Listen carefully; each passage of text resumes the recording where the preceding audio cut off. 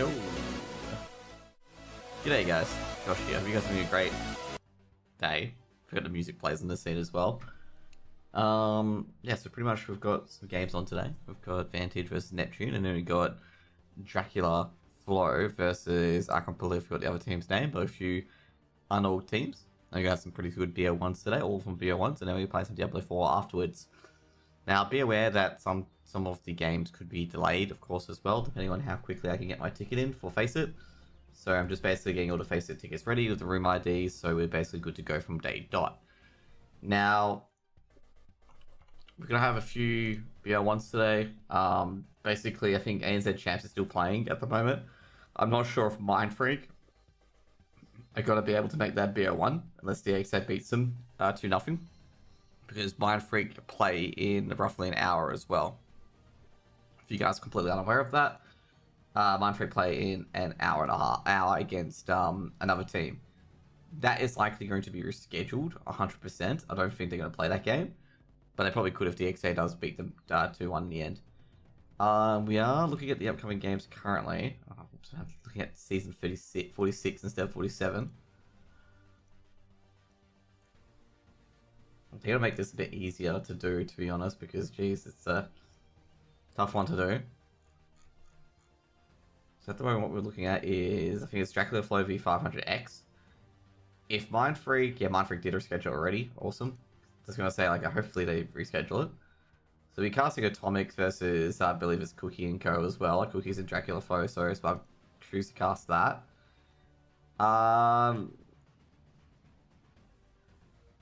So yeah, overall, we're going to get the ticket submitted, because I definitely need to submit that request for later.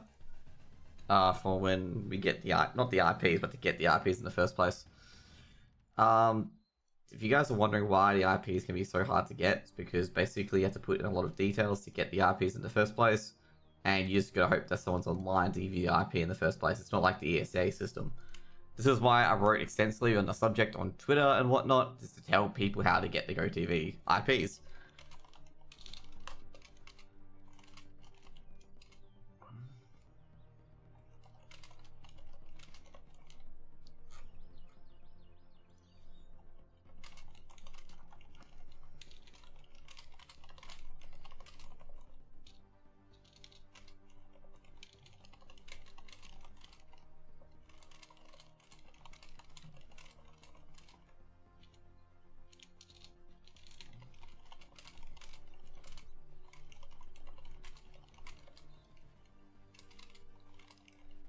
Okay, 2 seconds.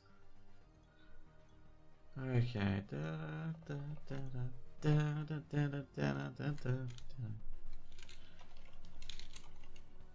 Now, the reason why I've done this is because this system is very, very difficult to navigate, okay? So, basically, if you don't cast, like, you know, open games and whatnot, you're not going to have a chance. And I've discussed this ethically as well. Like, how I said this multiple times. I'm like, how do you expect a newest caster to cast their first games if, like, basically they don't know where to go? And that's what I've been, you know, making sure it's been posted everywhere, retweeted when people need it and whatnot. Also been helping people get into the server and whatnot. So yeah, that's pretty much it.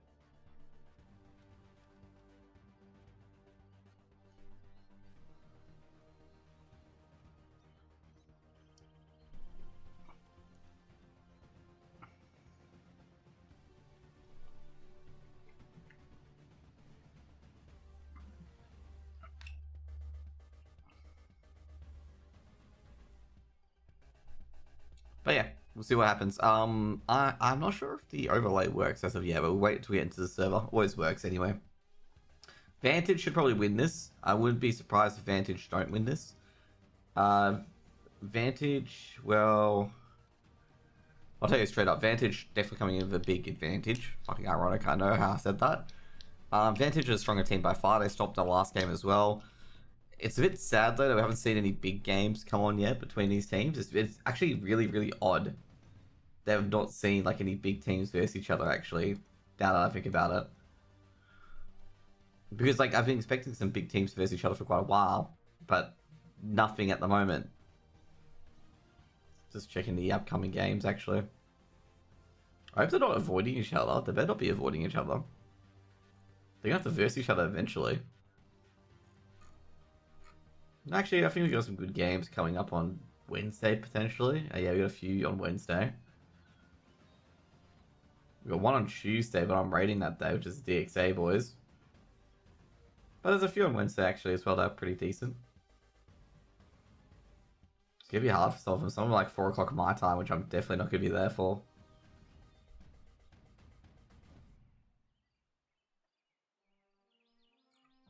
Yeah, but I haven't seen any of these top teams versus each other yet, which I'm a bit surprised by. Now, if you guys don't know, there's a few teams that are in there as well because they're not playing Open because they're waiting for Premier to release. So that's what they're looking at currently. So they're looking for Premier.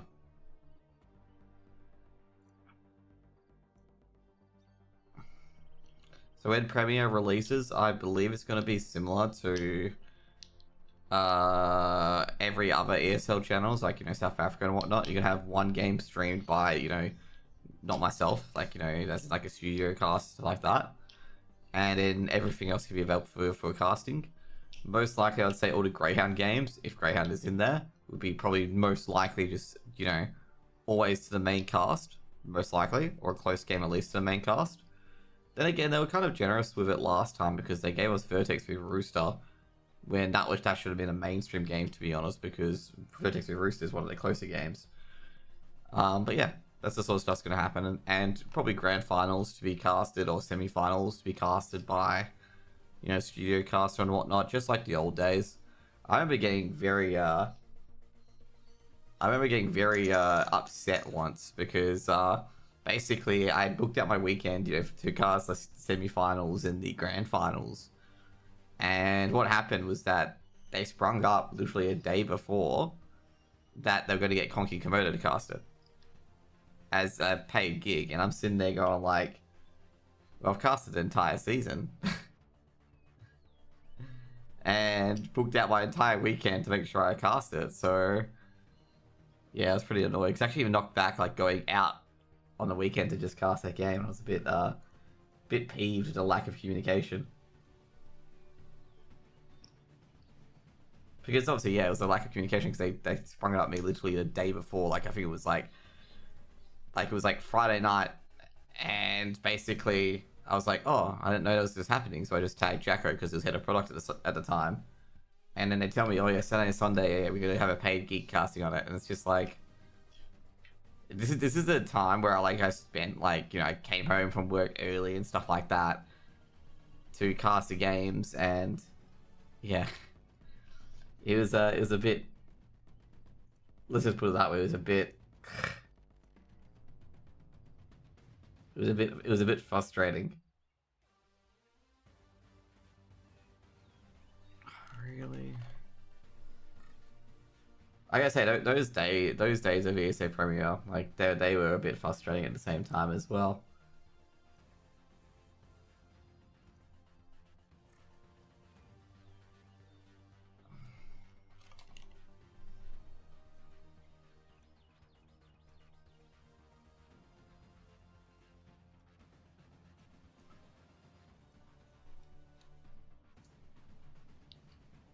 But I think that happened twice as well, I believe. That I cast an entire season and didn't get to cast the semis and grand finals. And they just allowed, like, any community cast to cast it. And then they added the delay. I remember when they added the delay. And I'm just like, oh, I can't really talk to the community anymore. But, you know, and then, like, I became the only one casting any of the games. Because, yeah, because everyone else didn't want to cast with a delay. Very interesting story, that one. Okay, and then once again, I think I'm not sure what was, but there was a paid gig involved, and I didn't get it. I think it was the only season where I couldn't cast so much because there was BO3 starting at 4:30 my time, and I couldn't get home. You know, I would miss like the first half of a map, and then there was a paid gig which I wasn't a part of. I actually remember getting like all the people together. Like I was like, going, like, you know, I think I DM'd Flab. I'm like, hey man, go ahead, go cast it, just go do it, okay? I DM'd Hamtaro, and I DM'd some of the UK casters, being like, hey guys, can you like cast these games? Because like AU will get no coverage if you don't cast any of these games. And I basically set out to the ESEA guys as well, like, hey, AU's not gonna get coverage if there's any delay. Like, there's gonna be no coverage of the games. And yeah, well, pretty much I didn't get rid of the delay, obviously. We get the vetoes coming in.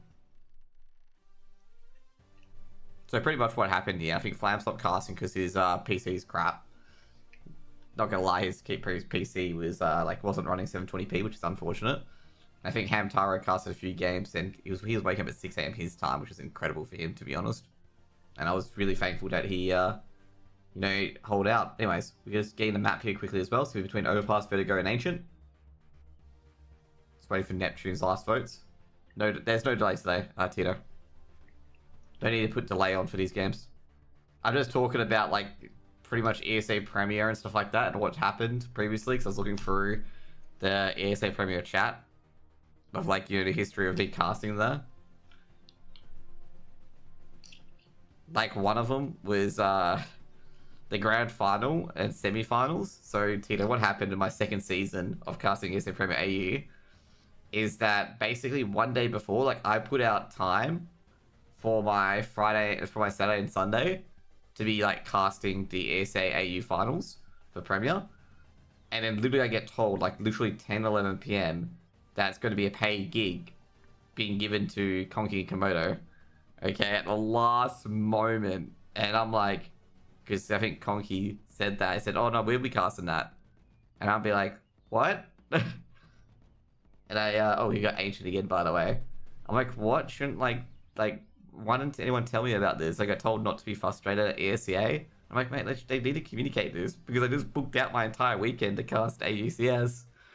In the end, I think I played a fuck ton of WoW instead, or something else, but it was just, those times were, like, that time then to kill was just very frustrating, like, incredibly frustrating. And someone DM'd me about it. They were like, you casted the entire season, and they didn't even call you up. And I'm like, yeah, I know, like, we're not looking to sell Monacy at any price. Dude, Falcons are going to try to buy every player at this stage. It's going to be Man City situation again where they try to buy every player.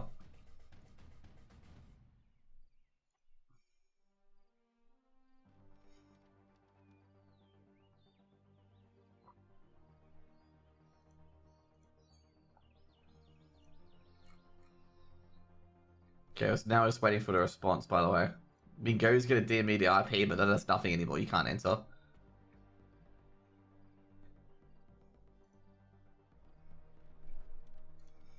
Dude, just an FYI, Falcon's eventually going to get there, man. It's not going to help them at all.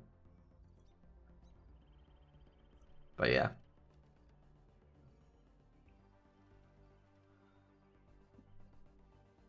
Saudi money for the win.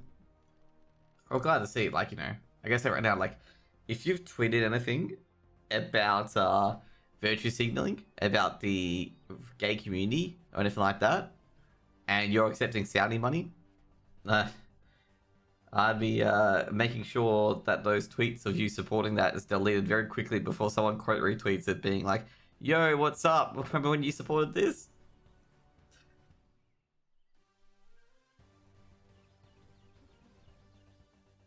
Because, like, someone's going to be saying, oh, that shit doesn't happen. I guess it does.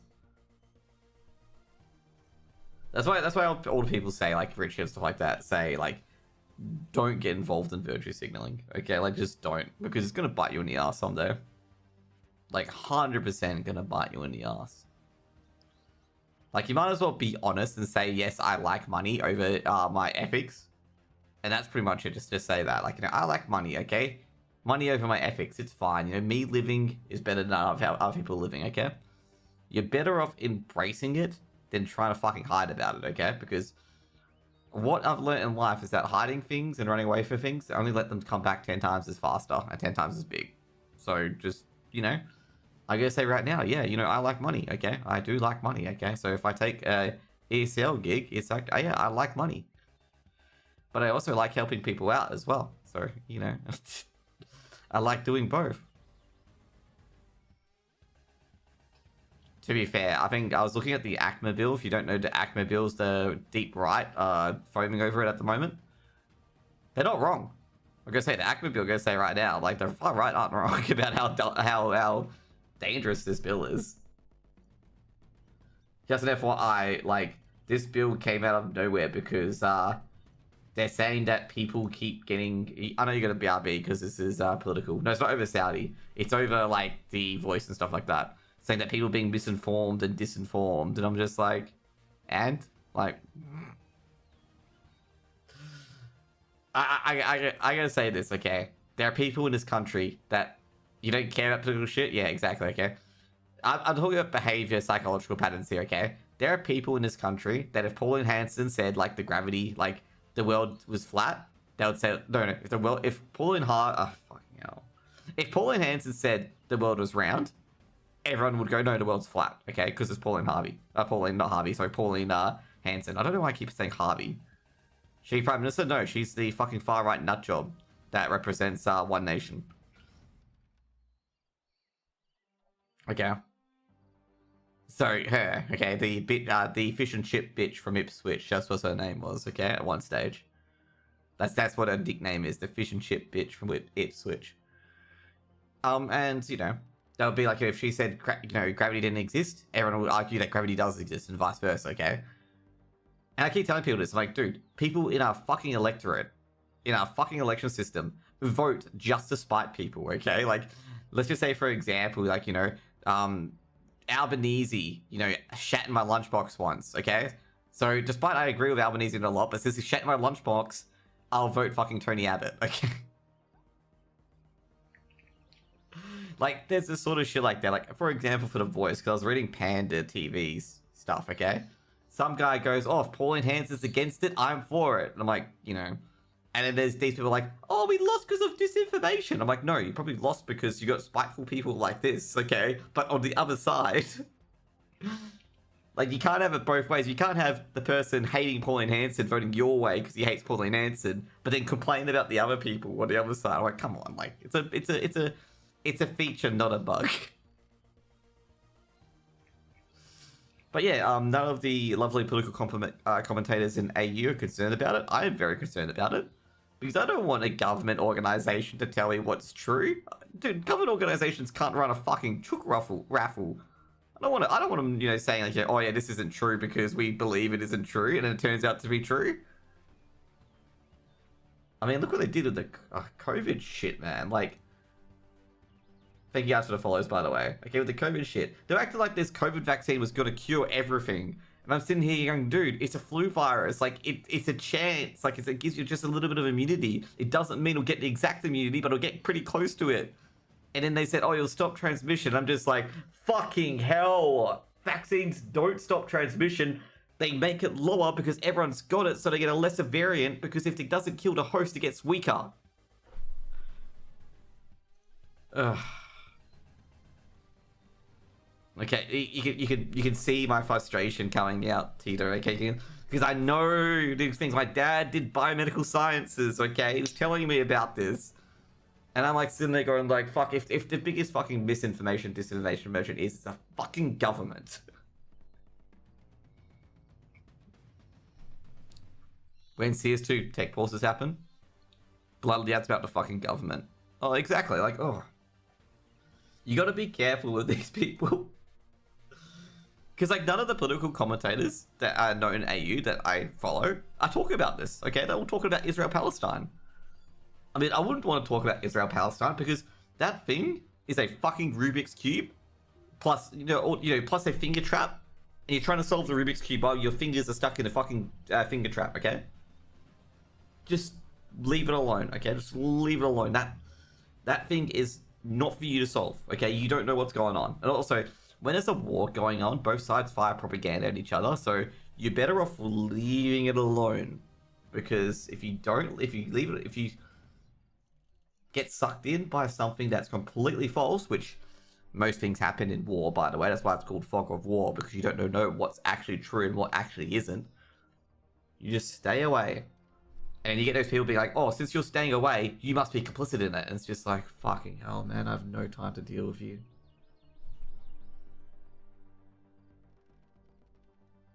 Like, someone actually said that to me, and I'm like, no, my silence means that I don't know enough, therefore I'm going to stay out of it. Like, there's always things you're going to be like, nah, I have no idea. Like, the strongest thing you can ever do about an issue is admit that you have no idea about an issue, okay? Strongest thing you do, okay? Instead of picking a side.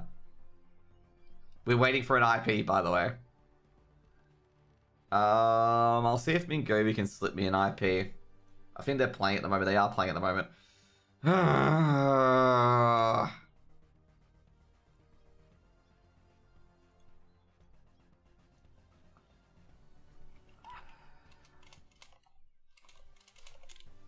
And knowing it like isn't public. Oh, dude, I've voiced this concern last season. Okay, I've voiced this concern multiple times. Okay. Let's see if this works. Okay, I'm just get in. Oh, we got in. We got in. Let's just hop in. Okay, Mingovi's the champ. Let's go. I'm not sure if this will work. Oh, shit. I haven't done the other part of the config. Okay, we're going to have to go back to me for a second, okay? This will work for a second, but, bad thing is I don't have the deaf one off.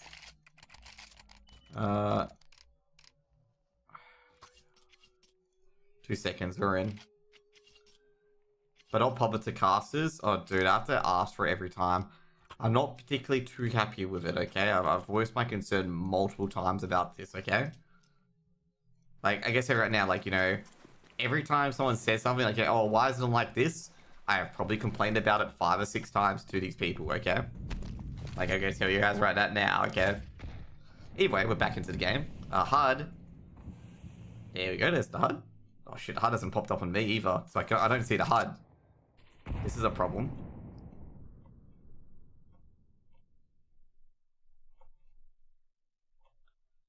There we go. And put this on the TV. Oh, that's a good shout here. Vantage up 2-0 so far.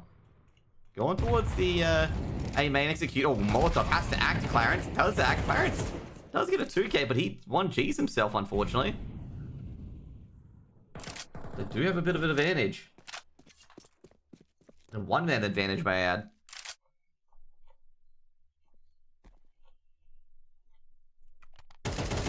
Jeez, not right. Shuts down Tex. Xander's just dropping back. He's not too happy about that. Oh, crap. You know what I just realized? I gotta fix my HUD as well because it's not showing a BO1. Just gonna fix that up quickly. There we go. I think it's ESL Challenger. The Deuce.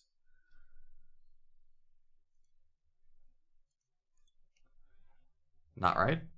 Just gonna check the angles. He sees a shoulder. Pre-fires Basil's. Basil's drop down to 1v2.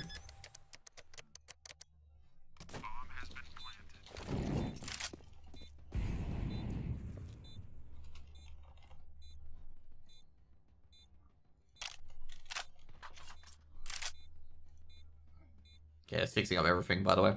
There you go, all fixed. Probably will be less happy. Oh, no worries, dude.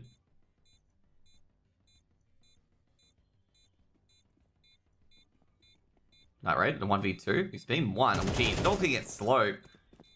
Jeez, Natra's gonna win this.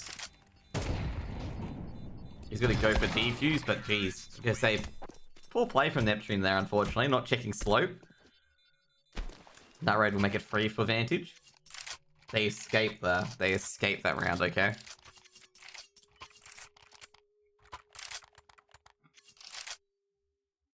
Like, they escaped that round. I'm gonna say Natra did impressive to get the plant, the 1v3. But Neptune really scuttled that round by not checking slope. Like, is there no scenarios there where you need to smoke off an area? Because there could be an area where they're not, kind of thing. Mixie with the Deagle. Vantage, of course, supposed to be winning, are winning. Mickey's pushing forward. You know, I've got gunfire happening everywhere at the moment. They're going towards triple, actually, so they've got triple support. And I wonder if Xander's going to get that 1D here. Meanwhile, on the opposite end is Kobe. Molotov being thrown in, but it's not deep enough. They swing part. Kobe's grabbed 1, but not traded out. It's in a 1D then. Kobe's got a second, taking down Mixie as well. A lot of utility being thrown in. Looking towards Hut. Doesn't see anyone yet.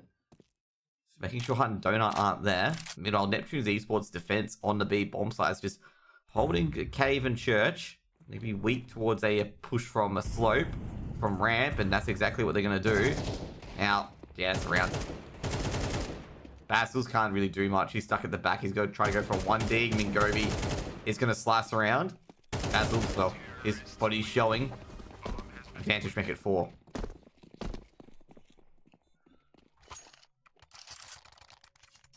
Okay, 2 seconds. Since I'm not getting the IPs, I might as well just add Cookie on Finger. Who else do I know? Oh, Atomic, I know him, and Mental Jack as well, so they'll set my fingers. Oh, Forever responds to it just as I'm getting in.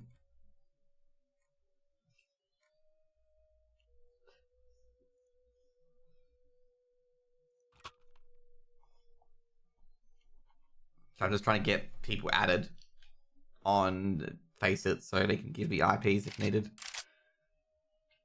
Gonna be fun eyes to detect balls there. Vantage farming Neptune at the moment. Neptune, he only got 5 kills in total over 4 rounds. That's just barely more than a kill a round. Hey Phoenix man, what's up?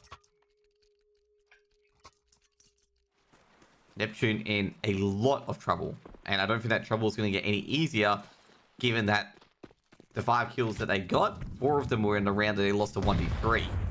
Let's just put it that way. It's doable for them, like they can do it. Tech's being tagged up, flashbang can be thrown in. Well, she's the deep smoke. This one will be the flashbang. Missed shot. Tag in. Sanders gets 1, can he get the second? Gonna be Molotov. Misses the second shot, has to go. Sanders trying to relocate, but Greg with the trade. That's an interesting focus. Greg gonna shoot through it. Oh, that was a bit of a dud nade. Now Mixie, he grabs one, taking down Mingovi in the end. He's gonna drop back.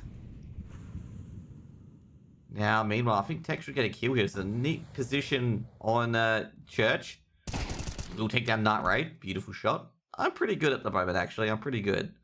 Meanwhile, in Hut is Greg. Greg, gonna slide by the Hut player. He's gonna leave the Hut player B, because they need to get him to a site. So slightly past the Hut player means that the B site players need to be facing their backs towards him. So, Greg is gonna check all the angles. He's going to try to get these guys ready and waiting. He doesn't know where the other player is at the moment. Now Greg takes down the first, takes down Basils. Will he check Cave? He's going to check Cave at this point. Now, Greg, he's seen the second. And he's just basically slotted through the site, which allows a B site hit. Now Greg sliding again. Mixie with the trade. Big trade by Mixie. Bomb. Going to be planted. Trying to be planted, but able to put a lot of pressure in Neptune.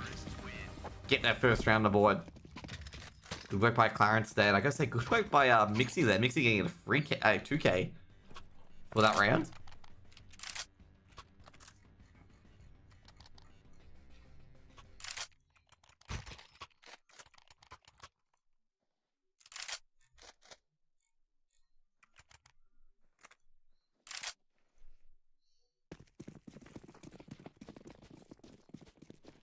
Omi Troller. That was actually really good by Omi there and Michaela. That was actually really, really good. Like, I would back that sort of movement. Because that's what you probably do in that scenario. It's like you basically pick the site where you need to hit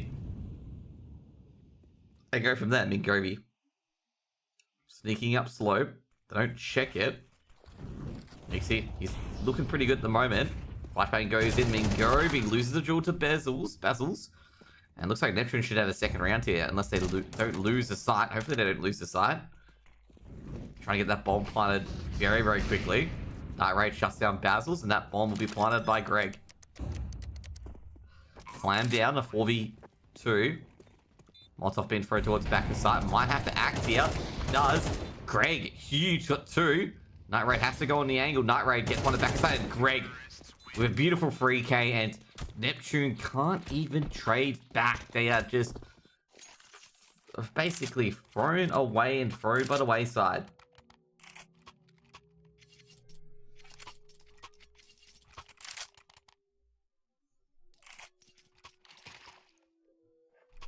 It's 5-1. Neptune, eco time. Eco time sadness. Mixie unable to really save the round. They saved the round previously. Neptune, they have some great early round advantages, but they just can't get the late game done. It feels like that Vantage could play 2v5 and potentially win a 2v5. Now Craxy Mingovi shuts down Mixie. They might push in. She plays a donut and they're trying to hold middle, but just doesn't work, Neptune. They don't have the guns to hold it. Chicane is being thrown in, and well, Night Raid's taken down to the last, which means it's just Tex left over in Church. And well, they can plant the bomb anywhere at this stage. Is Tex going to be able to get out? That's the main question here.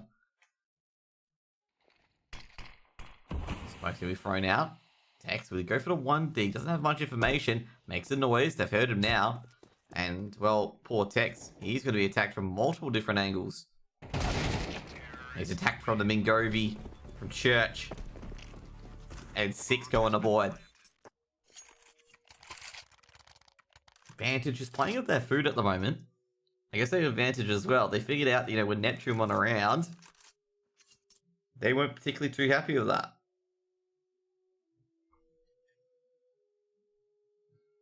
They don't like the other team winning rounds. Okay? The other team winning rounds is, you know, not advisable, okay? They really wanted a 13-0. By the way, Mind Freak lost today, by the way. Just an FYI. Mind Freak lost today. Free win against DXA. Oof. Oof. Oof. Didn't think so. Because I saw DXA just tweeting it out just then. Flash being thrown in. Did they lose to DXA? I believe so. They lost 2-0. Given what Monitor was tweeting. Mixie dropping back. Well, Xanders is burning, and they would have heard that. And Mingovi's going to swing from triple. And they're going to have some sort of middle control. Clarence, he doesn't want to be there. And Omi takes him out, but Mingovi traded out in the end. Basil shows himself at cave, wins that duel, but now it's just Mixie on site. Mixie gets the first, can't escape, trying to escape, but Craxy there for the trade. Bomb planted on A.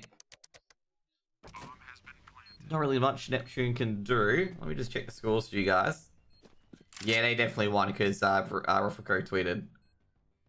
Yeah, DXA won 2-0. Yeah, I see Ruffleco has tweeted, and I'm just like, okay. Yeah, basically, Monitor MJCR. It was really my friend. It really was a free win time.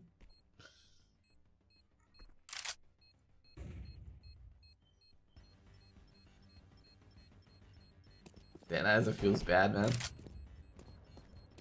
Night Raid shuts down. One shuts down another. Tex trying to hold on to his M4. 7-1 down currently. And they are getting bullied. Neptune at the moment. Vantage really want to win ESEA Open. Take some BO1s just to warm up. ESEA Premier, I think, starts either this season or next season, by the way. Obviously, Vantage most likely going to be one of those teams that are in it. I'll be disappointed if they're not, actually. They choke. But I don't think they will. I think they will be able to get in. Charging in, Mingovi. Getting towards slope and triple quickly. Now, I gotta say right now, Molotov being thrown in, Mingovi dropping back. Actually aggressive in that triple as well. Double HE being thrown in. Oh, could be a Kobe. Now, those HEs are a bit too deep. Mingovi blasted away by the Deagle. Xander can't pick up a weapon yet, given the counter frag from Greg. Craxy trying to hold the angle. Night Raid goes for the shot, the pot shot. Meanwhile, we've got Clarence on this flank, the early flank. Do they check him or not?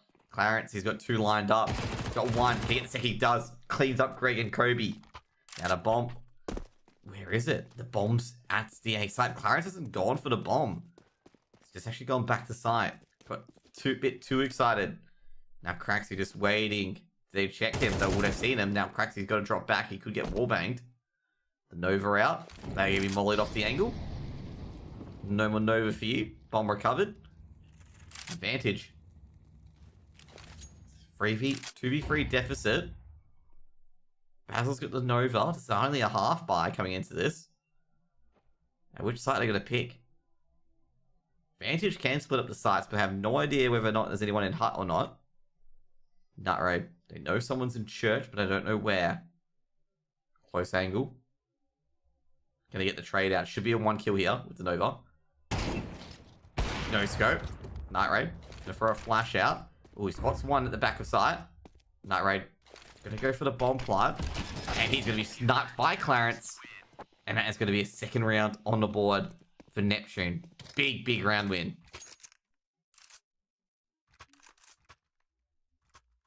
Fuck free elo for the VTE by the looks. Yeah. I say that was a bad round to lose. Neptune going for the double AWP setup. And I'm gonna say right now,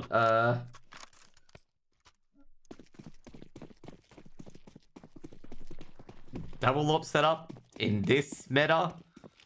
I don't know. Okay, I don't know. Okay, I want to see this cook. I want to see how much they're gonna be cooking here. Because I do not like a double big green in this setup where it's just like probably not the greatest idea. Flashbang's been thrown in. Sanders looks away. Kobe swings in. And he swings good. Molotov. Tex is just being dragged away by Craxy on the other end. Molotov is seen too, actually. No trades yet. Mingovi crawling up. Meanwhile, Greg, he's pushing up too. I'm going to say, Neptune are going to be very careful that these smokes, they're not invincible, okay? Greg's hearing some steps, and Greg, he could get for a backstab here, but no, they've kept the site secure. Basil's able to get two. Meanwhile, Greg shuts down Clarence, and Greg, he knows the second player's here. Gonna fake it out. Night Raid, he knows the player's at back of sight. Night Raid sees a foot. Gotta keep it there. He should be taken out by the player at Cubby. Is taken out by the player at Cubby. That's a Greg in a 1v2. That was a pretty good bait, actually. Basil's, he's got the bomb. Hasn't heard anything else yet. Smoke towards slope. Gotta be careful about these smoke criminals. Lost off towards hut. Greg, one. Looking towards the back of sight. Greg's picked up the bomb. The back of sight. Blasted by Mixie, and Mixie puts free on the board. No bomb plant. And Vantage are going to be onto their first eco. Neptune finding their feet now. Big finding your feet moment. They will have a fairly decent buy going into this. And Vantage. Well, this is actually an interesting question. Do they force up?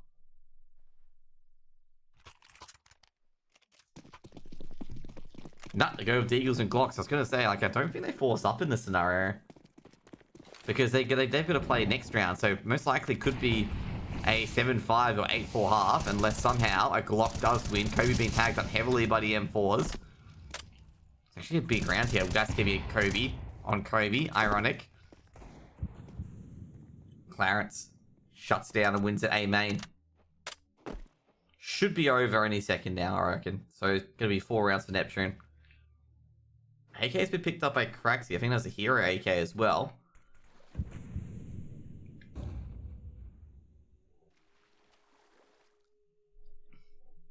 Neptune have the default setup. 2 in church, or 2 in cave. 1 in the B bomb site. 1 in donut. 1 in connector. But probably going to go back onto the A site. Vantage were cruising earlier, but they might have to take it a bit more seriously now. Hi, Oleg. Smoke's been thrown in. And I think that's not going to matter at the moment. Xander's at triple. Should get a few more. Mingovi with the Glock. Meanwhile, Craxy blasted out Bustles, and that's the round. That is the round over. And Mingovi almost wins with a Glock in a long aim duel. It's going to be 4 rounds to Neptune, as expected. Going to be the final round and a half.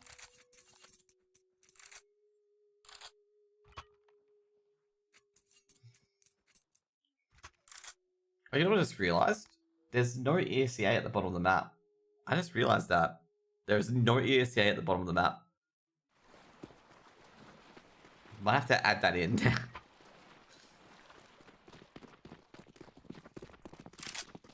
Charging in Mingovi, they've got everything. And they are just going to rush B, but that utility is great. Basils can't see, he grabs 1. Might grab a second as well, but he's been traded out. They stop going onto the site now. Greg, trying to get the bomb planted. Will he be backstabbed from behind? No, fortunately not. He does get hit by a wall bang, but he drops back. A quick aggression, which means that they've got to quickly rotate over. Night Raid. Is he going to throw the smoke? There is a flank coming through. Night Raid is definitely going to be aware of it. Night Raid sprays a few bullets, taken down by Xander's. Peeker's advantage. Now Mingovi, he grabs one at the back of sight. Now, a smoke being thrown in. They're both off the site. They should all have kits here. It's 2v2. And they're going to stick it. But Mingovi, quick to trade. Molotov being thrown in. Mingovi, can he get the spray right? He doesn't. Clarence able to trade out. Now Clarence trying to go for the defuse, but Greg's Molotov gets the final laugh. It'll be an 8th round for Vantage. That is absolutely royally unlucky. He stepped 1 foot on the Molotov and it ticked him to death. That is gonna sting. He had a good advantage as well. Had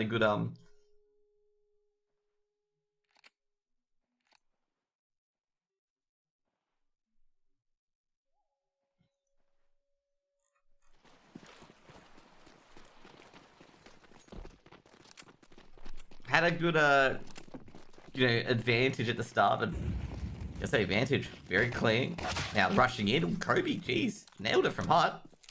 And now rushing in towards the A side. Greg grabs another on the pistol. Sanders with the trade. Should be able to get the bomb plant. Bomb is down.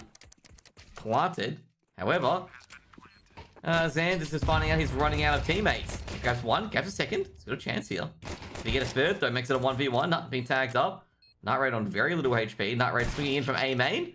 And swinging it in he does. And it'll be another round for Vantage. Vantage winning the pistols. Very important pistol around there. Night Raid just swings in. Neptune were none the wiser. They get a bomb plant though, so that's the gun round coming in as well. They will be able to buy guns.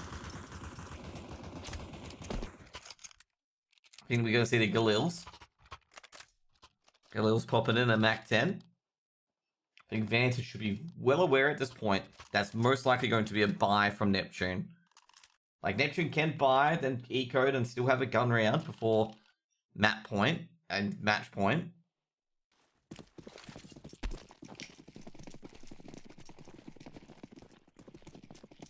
So they are in a good position. They are just charging A again. Probably the weaker defensively side, and they're going to hear all this noise. Now Greg, he grabs nothing in the end, but Kobe from downtown trying to do as much damage as he can, but Kobe's being tagged up himself. He's got to reload. Rotation coming through Donut. Have they smoked off Donut? They haven't. Craxy's actually snuck through. Mingovi's grabbed one. Craxy stopped the bomb from being planted. And now Bassels, he's got to try and have to recover the bomb, but the bomb is just dropped for Mingovi. Now Tex, he drops to Mingovi in the end, and now it's just up to Bassels. Bassels checking through A main. No one's flanked through A main. And they're slowly but surely getting control of that site. And Kobe ends it. Puts 10 on the board. They're actually going to go for a potential retake there. But with the crucial interception by Craxy with the MP9. No bomb plant. Vantage don't have to rush it. Bombs dropped out in the open. Easily defendable. And, well, Neptune, they can't get anything down. They're just effectively trapped.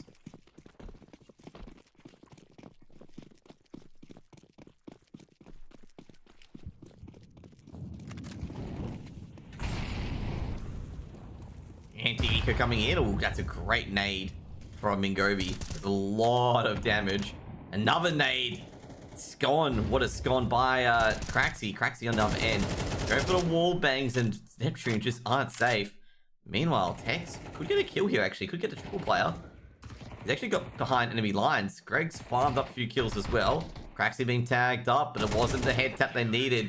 And Craxy just turns around and obliterates Tex. 11 rounds on the board for Vantage. And, well, Neptune can buy up.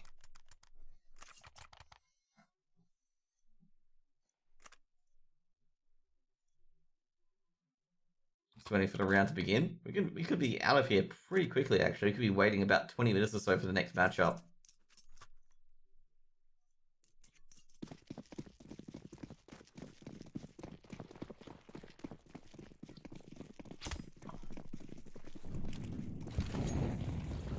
Sorry, the frames do drop, by the way, if I'm alt-tabbed out of the game, just an FYI, which I have been for a bit, like, each time.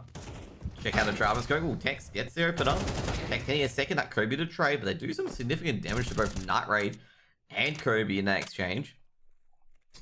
Night Raid, I've got a deep Night Raid heard Mixie, and Mingobi shuts down Xander as well. They heard him through the smoke. Another re-smoke, and well, Vantage have just shut him out the sights in general. They can't get in anywhere at this moment. They can only just watch. Another deep smoke to Catwalk. Examining all the angles. Basil's just backing out. Should be 12 to Neptune. Not to Neptune, to Vantage. 50 seconds on the clock. They're really just buying time at this point. Can they find a simple entrance? Now Kobe. Gonna throw a Molotov towards Catwalk this time. No access. Basil's. What can he do? He's got to clear out A main. Could be some few players in here. And they've figured that's going to be an A main execute. Few balls throwing in and out. TT as well does a lot of damage. Greg runs out of bullets. Sees both of them there. Double HE. Greg peeks out, but he's gone down. She's a double Kobe as well. Night Raid drops the Clarence. Vantage always had the round under control. 12 rounds on the board. Advantage. We've got match point. Force up coming in for Neptune. Have to force up in this round. Obviously get the guns or sacrifice the utility. Mac 10s, Galils and AKs. Vantage just have to slot one through to the keeper. Funnily enough, they can buy if they lose this as well. So Neptune here, if they want to get a free run or an eco round, they've got to win against this round. Like, they've got to win against 2 gun rounds. And well, they're trying to really aggress here on middle. But they're just being smoked out early. Kobe getting some early map control. I think Kobe saw something there, did he? I didn't see anything. I think it's just completely covered in smoke. Kobe wasn't there quick enough. Clarence able to get the opening pick, but Craxy lined them all up from triple and just demolished them. I think he got a collateral as well. Shredded through him. Meanwhile, Xanders, he has got a player from slope. But he knows Craxy's around here, so they're trying to take out the church player before they go on site. Craxy's decided to go back on site. Rotations are coming through. I believe it's the Night Raiders making sure no one's gone across towards... actually, it was Greg making sure no one's gone across towards hut. Basil's, Mixie, Sanders. They don't want to get caught out here. Now Greg, Night Raid and Greg grab one apiece. They can't break through. Headshot angle, deep Molotov. Well, no, the Molotov doesn't land deep enough.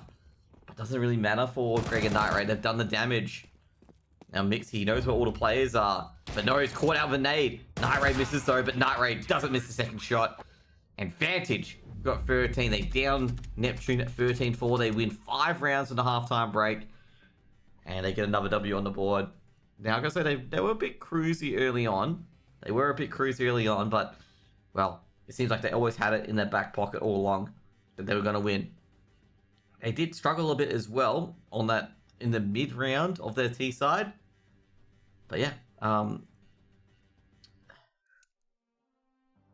looks like a good map for Vantage, and Vantage 13-4. Neptune, I'm going to say there's a lot to improve on, obviously, as well, but it's mostly to do with their aim, if I'm going to be completely honest. Like, the strategies were great. Their positioning was pretty decent. It's just their aim that really let them down, because you can tell the Vantage were out-aiming Neptune on most of the duels, and Vantage has some good rounds where... Not Vantage, sorry. Neptune has some good rounds where, you know, they go quick 2k, and then they lose like a 2v4 or 2v3. Which, realistically, in that scenario, that shouldn't really be happening. Vantage were just way better in all facets. Their strategy was a bit higher. They also multi-fragged a lot more as well. Like, you know, they knew where the trade was coming from, most likely. But, yeah, overall, I'd say, like, Neptune need to improve a lot. It's mainly to do with aim. They're just getting out-aimed. Obviously, the superior opponents, of course, you expect to get out-aimed. There were some scenarios where they really should have got a few rounds. Like, they had the numbers advantage, like a 4v2 and a 3v2, where they should have nipped in the bud. No rise, Hoax, and Night Raid. You know, enjoy casting and whatnot. So those are the things they've got to improve on. Vantage, things they've got to improve on is stop playing with your fucking food. Okay, that's all I'm gonna say. Stop playing with your food. Just go for the kill and keep them down. You know you can win rounds, okay? But don't have Greg trying to do a fucking 1v4 to win a round, okay? Giving me a heart attack like Apex gave me a heart attack yesterday with all their goddamn reverses on Inferno. That's the only thing I can say to Vantage is stop playing with your food. Kill. Because generally times when you play with your food, you give them, you not only just 1 or 2, you know, 1 round turns into 2 rounds, 2 rounds turns into 4 rounds, and then soon your half's just completely out of control. Well, that's pretty much it on my end. Like, that's pretty much it. We've got about 20 minutes for the other server. So any of the guys added me yet? No, they haven't. Well, we'll just wait for them to go on. We're going to play some other games at the moment. We're going to play some D4 because I'm addicted to D4.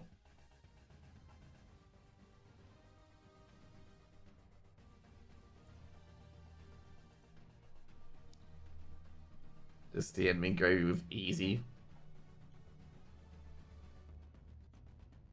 Okay, what's the other one? Dracula 4OV 500X.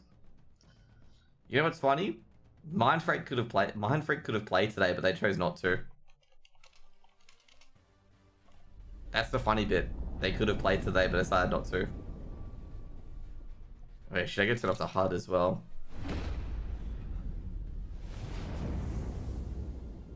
Because you know the funny part is, the CS:GO HUD overlaps my D4.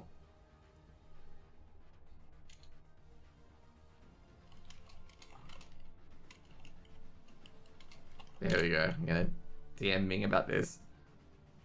About the playing with their food. Because they were playing with their food 100%.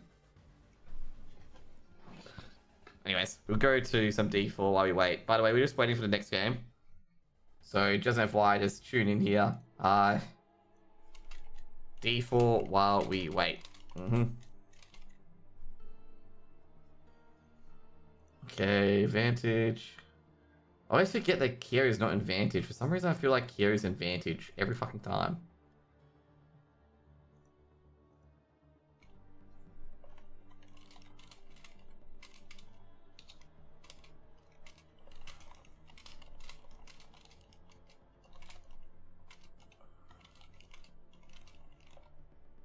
Okay, there we go. My druid is level 56, by the way. There you go. I'm gonna make sure I poke forever once the other dudes get started.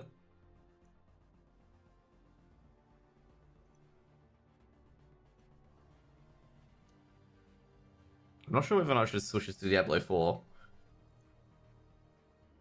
So people can get like 15 minutes of drops. You know, we'll switch to Diablo 4 for the meantime. So people can get some drops. Okay, how bad is my inventory? Okay, it's not that bad. Okay, what we got today? Where's the... So, what should we do today? Should we go down here and get this done? Blood Ravers, Blood Seekers. Okay, I can probably do this. What do I need from Shred Build?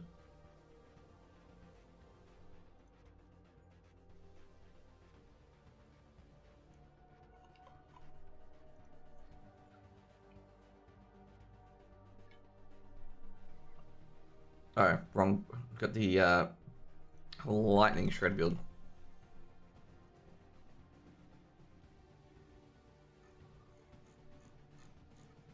So what I need to get? I need to get Mites, which I've already got. Ghost Walker. Got that as well. Storm Shift. Have I got Storm Shifters? No, I haven't. Okay, cool. Which is Crusaders Cathedral and Kesha Stun. I don't know what that is. That's like here, I believe. Where's Finger? It's here. There you go. How do I know that? I've done that dungeon. I've done this dungeon so many fucking times. Okay, back in Season 0, because it's a nightmare dungeon.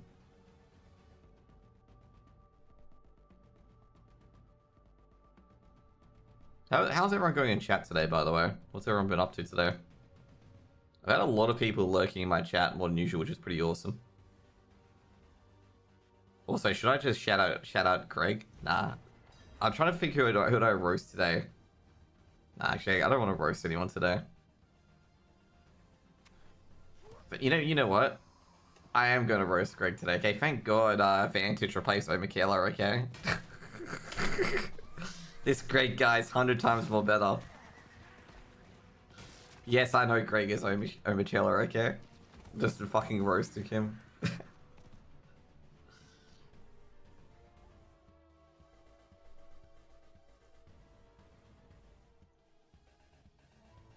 Okay, this is gonna be very laggy because I'm trying to run CS2 and a HUD at the same time. And my CPU is like fucking prehistoric. Okay, here we go. This instance sucks, okay? This instance is actually probably one of the worst instances ever, okay? Especially on Nightmare Dungeon difficulty. I was very happy when this instance got phased out in Nightmare Dungeons. But, oh no, of course. Just FYI, my guy is like just swipe shit, okay? That's all you need to know. He just teleports.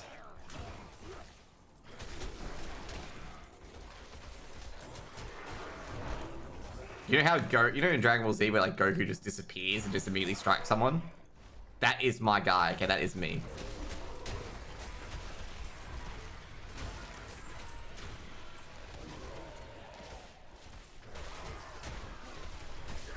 Yeah.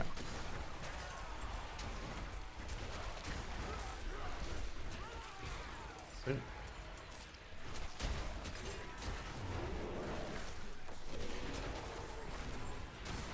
Dude, I'm doing so much damage with Shred.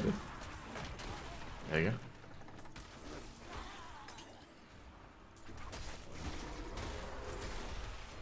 So the main thing about this build is that I want to keep Bloodhound CD. Because basically what Bloodhound does, it basically gives me Spirit. And I want to keep my Spirit, of course. There we go. Do we get anything good out of this? No, we do not. Oh, we got Paragon, nice. We're good to go. There we go. So pretty much like my guy is just like, you know, fucking Goku, okay? He just slices pricks and shit.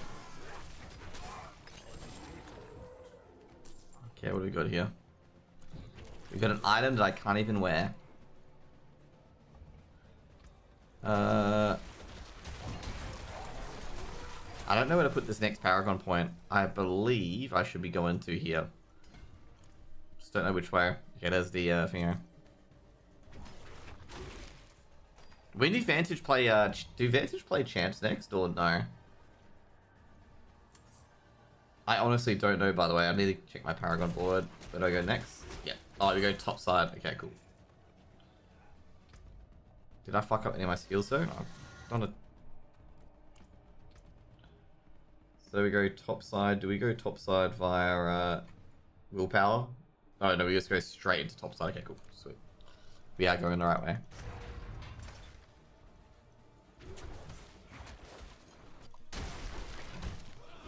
Damn it.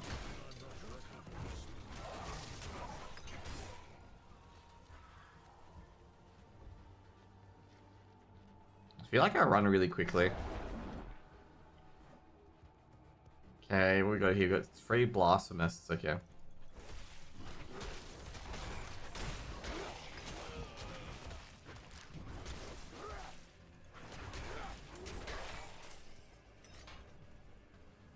So we gotta kill 3 dudes. And then we can open the portal to win.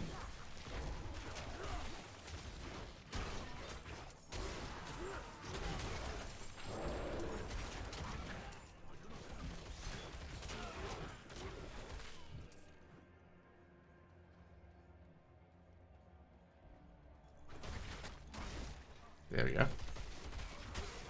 So we got the game on in 10 minutes, by the way, guys. So give me the time in the top right. So we do have a game on in 10 minutes. Which I gotta say, you know, definitely, I think a few of the players in there I've casted before. Obviously, it's not like, you know, basic. I'm not gonna say it's like, you know, ANZ champs quality, but you're definitely gonna get some quality in there as well. Because there's a few good players in there. There's Cookie, of course, as well. You know, he's in there. Do you respect Cookie as a player? Like, Cookie's a very, very good player.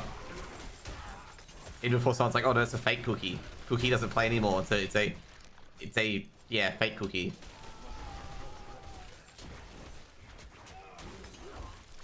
Okay, there we go. I'm gonna get those blasphemers.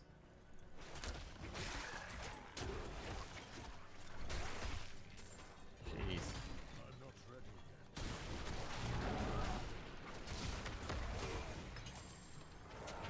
You know what I've noticed? These guys don't drop any loot. Like, they literally don't drop any loot.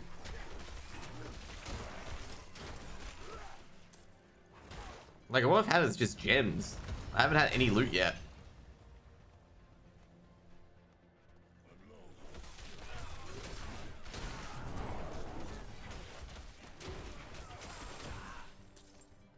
Okay, there we go. Ooh, this guy, we gotta go in like this. Otherwise, he can't be immobilized.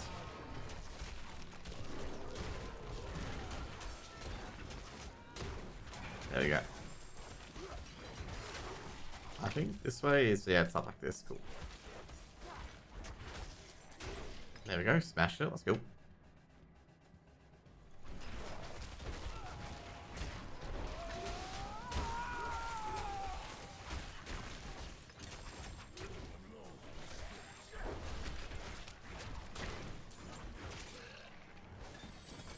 I like how it's like in the, like, instead of the chest, there's the coffins now. Like, you get all these coffins.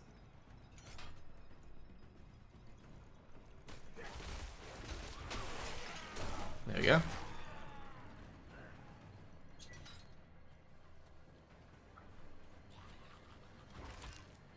Oh, wait a second.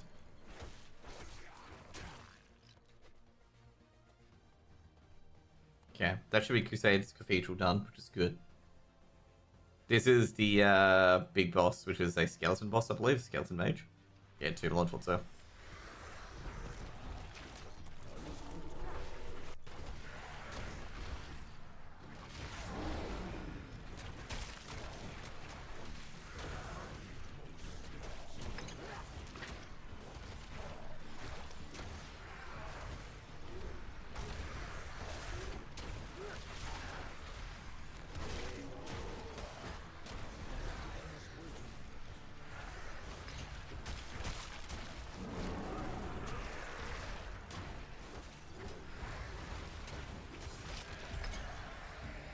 We get loot off this guy?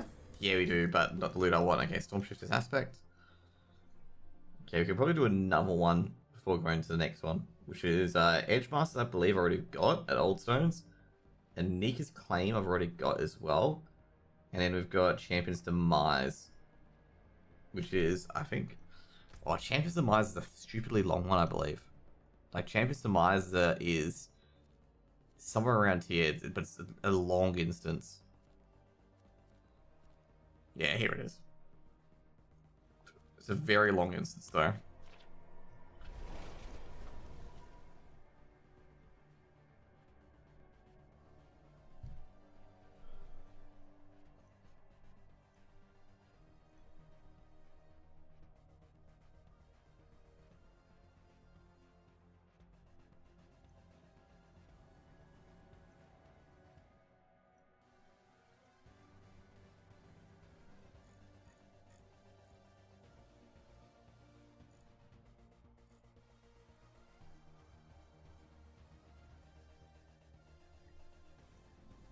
There you go. I cannot do that here. Someone's gonna be like, oh, is that the CSGO music in the background? Yes, it is.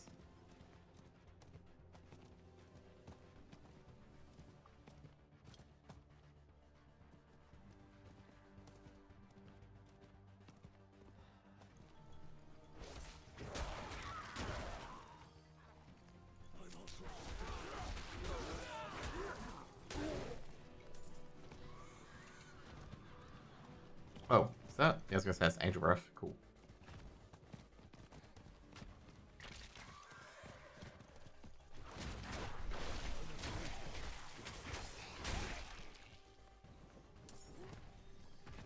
they really buffed Whispers, by the way, in the season 2. It's like Whispers became pointless. Like after basically Nightmare Dungeons were the best source of everything, and then they buffed Whispers for EXP, which is really huge actually, because it used to be like, you know, just get to level 50 by any means necessary, just by doing stronghold runs and stuff like that. And it was really shit, okay, grind to 50, because that's where the real game started, which is just grind Nightmare Dungeons after that. So this is one of the worst, like, longest instances in the game. So the boss is here, and there's 3 stone pedestals, and you need to go to each corner of the map, and you can't mount.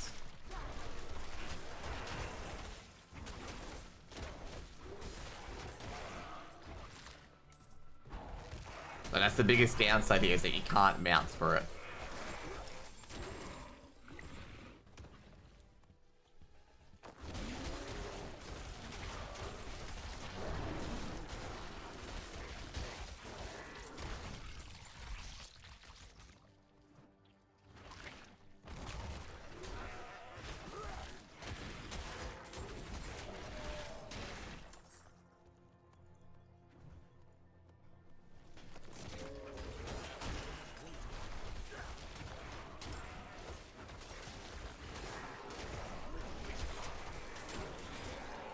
Okay, there we go.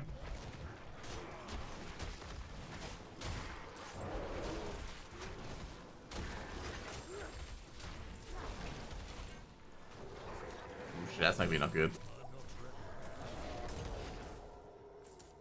There you go.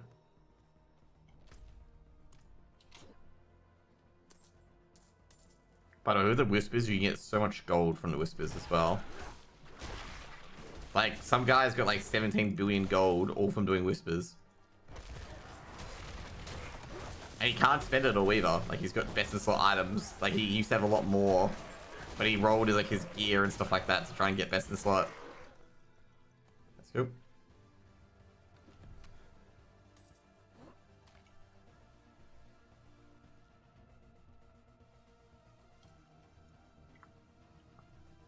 Okay, the game will be going live very shortly, and I'm very sure I can get this dungeon done just before that game goes live.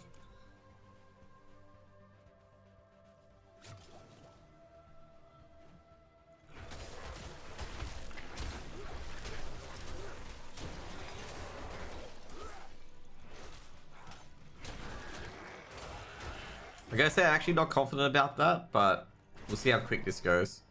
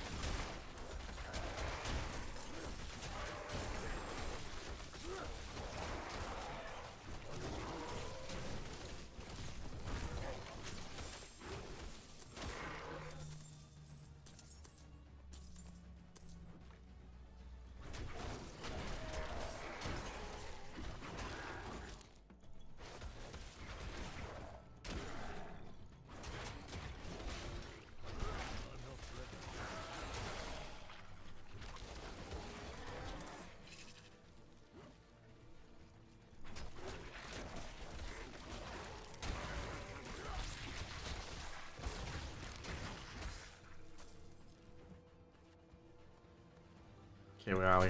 We should be getting close. Oh shit, they're gonna start Veto soon. Damn it. I thought I was gonna get there before they started Vetoes, but nah.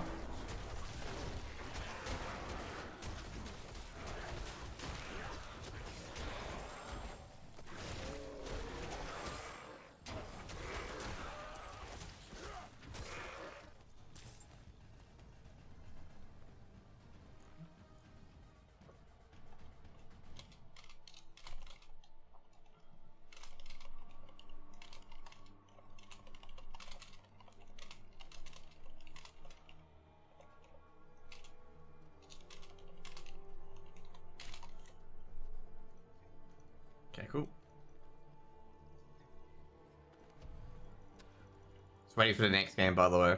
I should be able to get this done very quickly from now on. If I don't, well, I'm just going to be sad at myself, aren't I? Especially if I mess around. Yeah.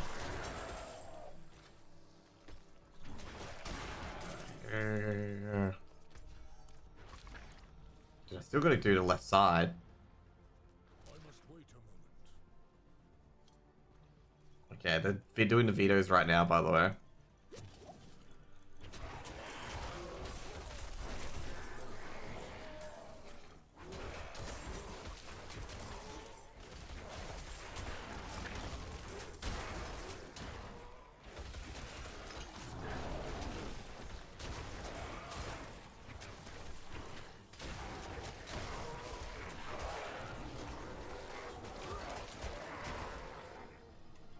Let's go. Should I just treat this like Path of Exile and I should be getting to the end right away? Instead of trying to kill the mobs, just get to the end.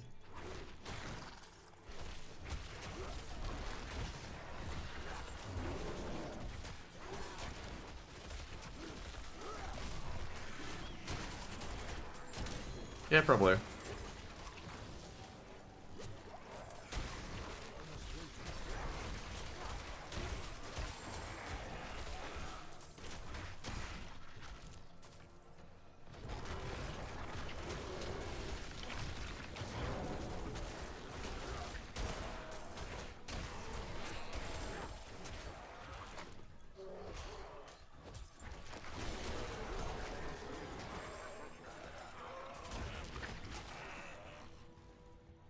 Cool.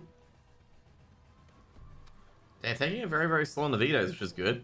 We might make it in time. By the way, next one's the boss, just an FYI, so we should be able to get back out there in time.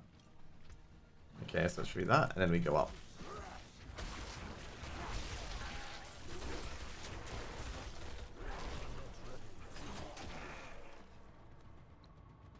Okay, let's go, let's go, let's go. Man. Look at my dude just running super quick. By the way, you get a boss after this, you get a mini boss after this, which you need to kill. This is why I really hate this boss, just an FYI.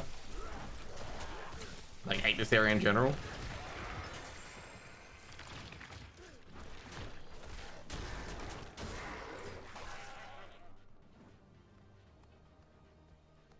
That's cool. We're just getting all the legendaries, so if we need to, like, fuse any legendaries in the future, we already got them. Or the aspects, so we don't have to do them on, like, you know, our future difficulties.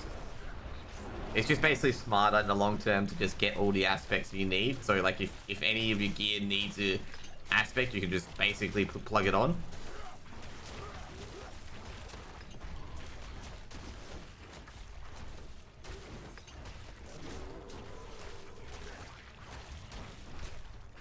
There we go.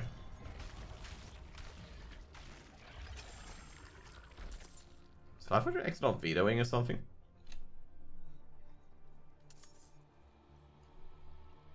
Okay, what do we get here? Okay, I got Inferno. Did any of them add me in the end? No, they did not. I thought they could like send a message before I added back. Yo, just invite me.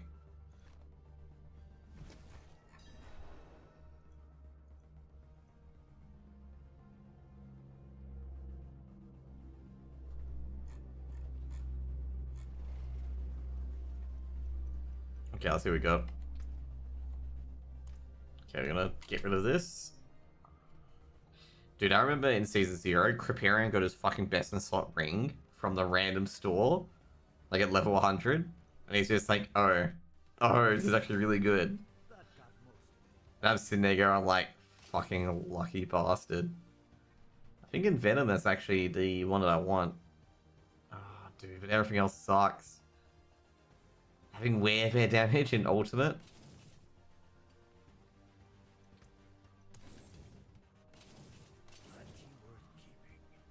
Nah, all resistances, but just wolves, just not so good. What about this one? 2 companion skills, 1 stone guard. Oh, the stone guard passive is what shits on me, man.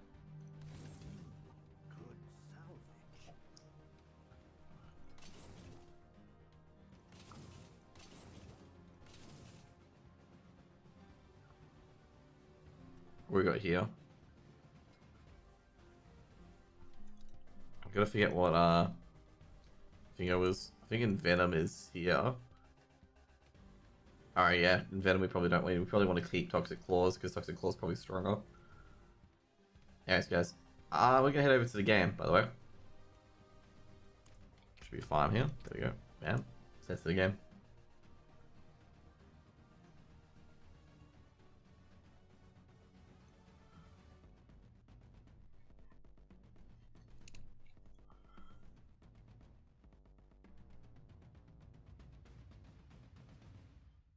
Oh, jeez.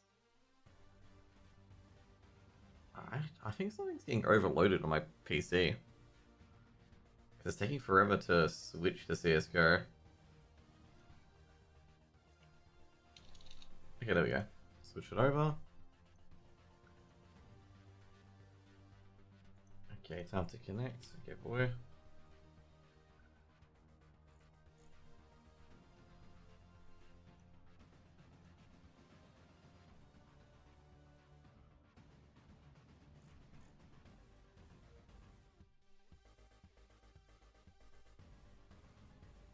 My god, I guess they have my apartment complex. There's this guy at the moment who's parking in one of the worst blind spots ever.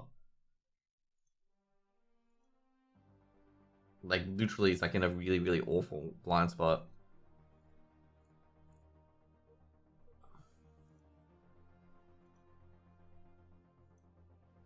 Okay, just waiting for the Go TV.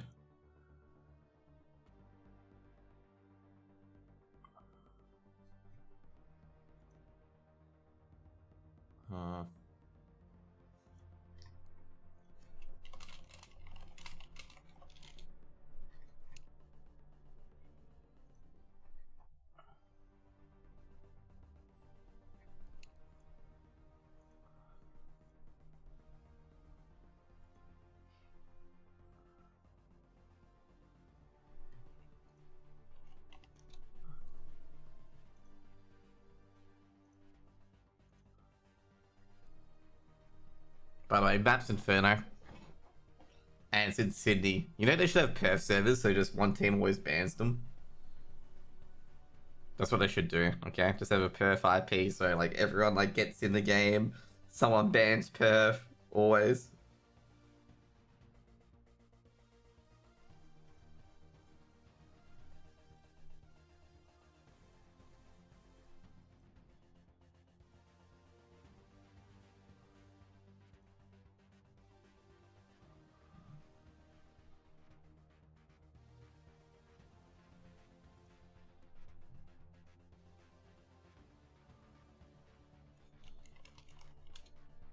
It's not showing up.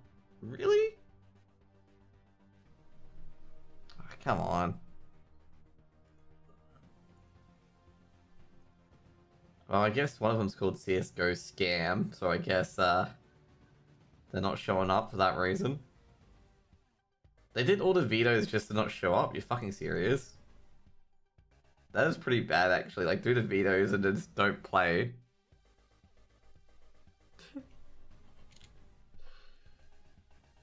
It's like we can get these guys by stalling out 5 extra minutes.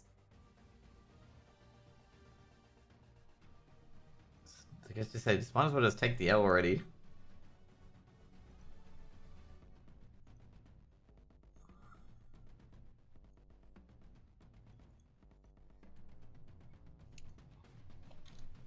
We'll actually have a try at least. I mean, we got. Okay, they're not wrong. They're not joining the server. Okay, let's go into the server. By the way, they are not in it.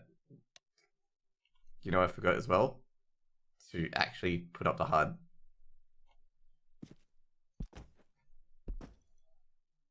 Oh no, I accidentally loaded up the HUD twice. Oops, a daisy.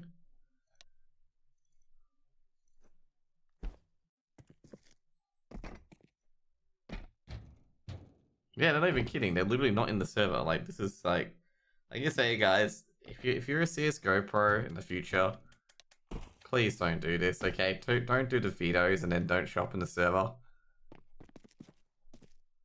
Like, come on.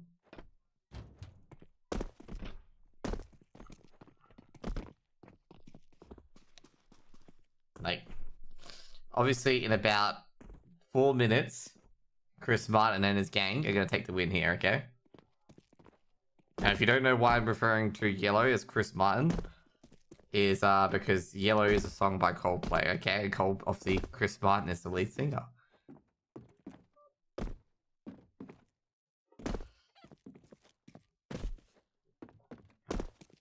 Who are we spectating, by the way? It's not showing who we're spectating, which is interesting.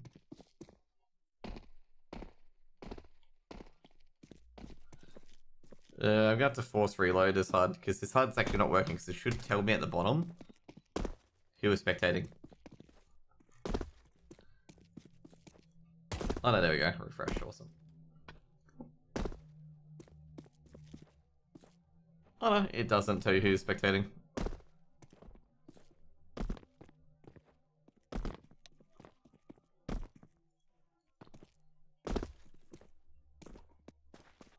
So there we go, there's Cookie. Yellow. By the way, they have about 4 minutes before it goes in the favor of Dracula.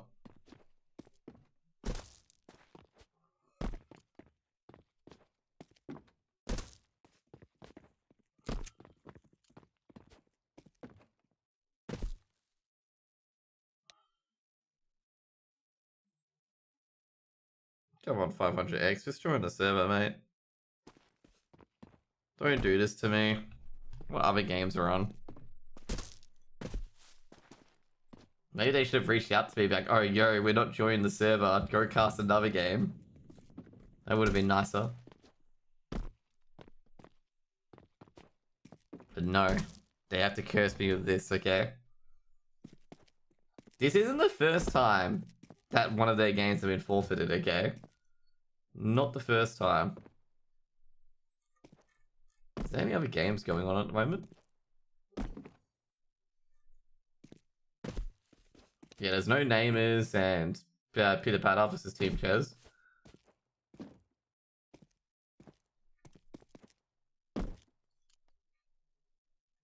Ah, boy.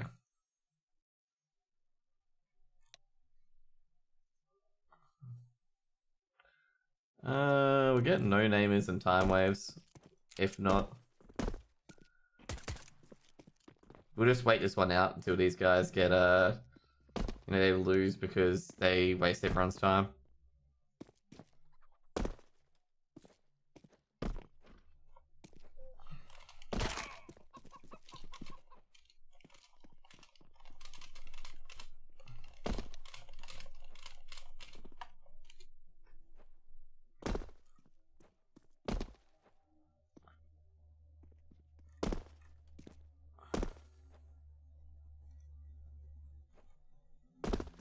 I'm probably good at no-namers and time waves after this, because there's a few guys in there that I do want to cast.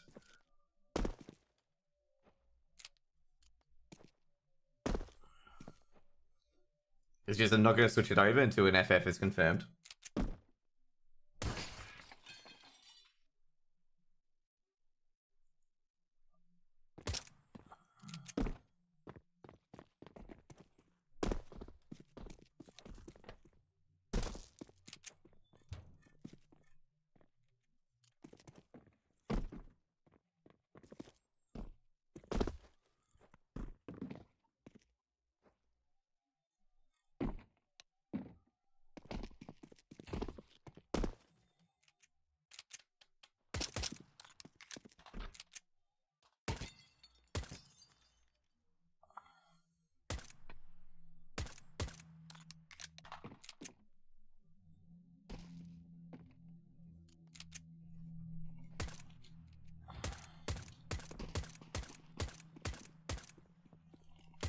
Okay, guys, I got confirmation that they've FF'd.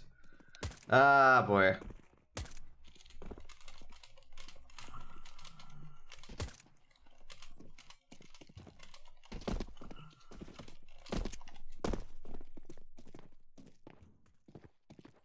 Should see my response, by the way, to Forever. Okay. Not being mean to Forever, like I'm being nice Forever. I sent it in I sent it to Mingo, you just said. But I said that to them.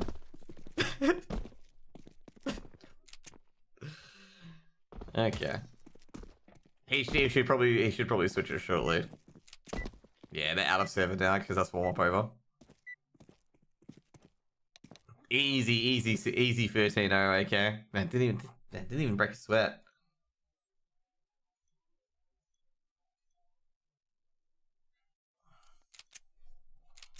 Okay, we're getting out. There we go.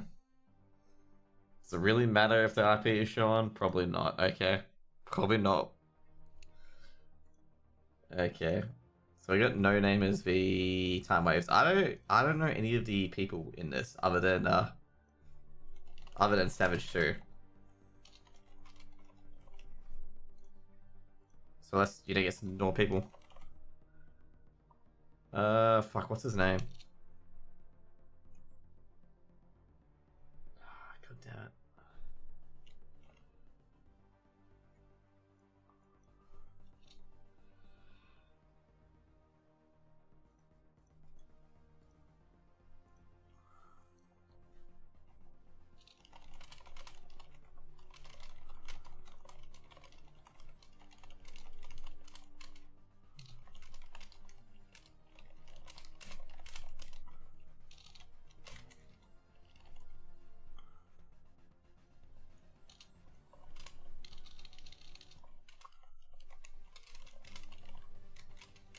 There we go. Yeah, thank Forever for like being very chill during this because that is very annoying. Oh, actually, oh, I can't get Savage mid game. I'll see.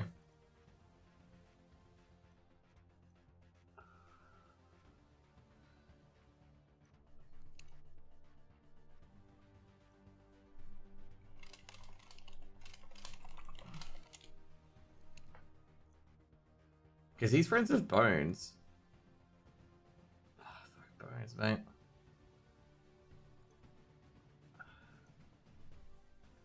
Okay, let's see if Bones can give me an IP.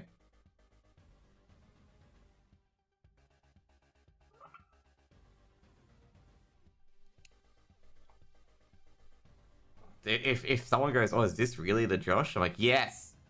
I need an IP. I'm going full Bernie Sanders at the moment. Okay? I've come to you, I need IPs. I am trying to cast your game.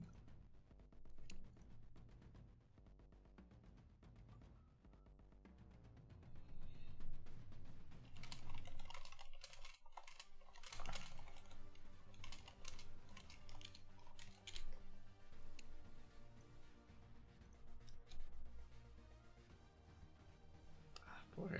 I think Forever's just being slow to react and respond. He's just like, Josh, you really want to watch this game? It's just Hut and Squeak executes on the T side. You sure? You very sure you want to watch this game? Oh boy. Someone's gonna be like, no, we're not doing Hut and Squeak executes. Good old Hut and Squeaky. To be fair, it's 3-3 at the moment. It's a close game. I'm a big fan of close games. Even if it's very scrappy, because sometimes the most scrappiest games are the most epic games.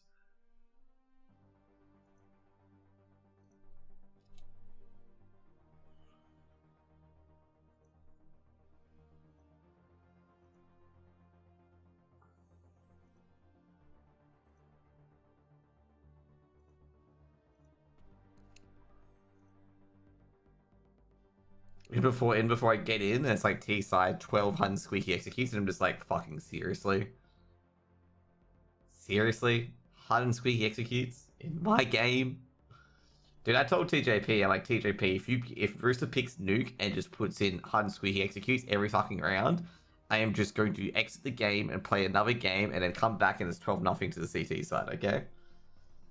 That's what I said to him. If Rooster do that shit again, I am going to exit the Go TV and just wait 20 minutes until it's 12-0 to the CT side.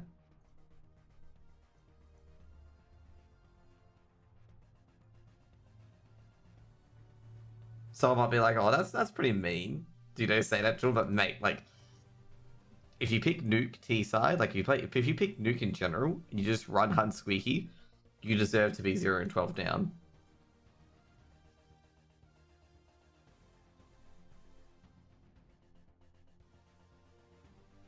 Like, the amount of I don't care is quite high. Wait, crap, it could have been on the same relay, actually. He could have actually switched it to the same relay.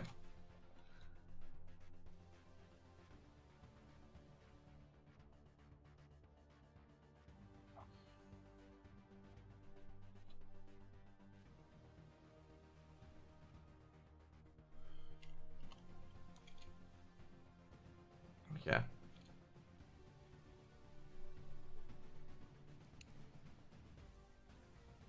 I remember joining the IPs ages ago. There we go. He switched it. Awesome.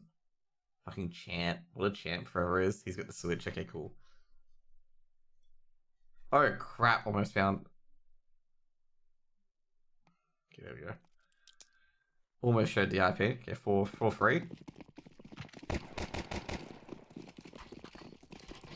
Welcome back, guys. We've got Time Waves v No Namers. Dude, he's going to respond to me forever. He's going to be like, oh, I just switched to server.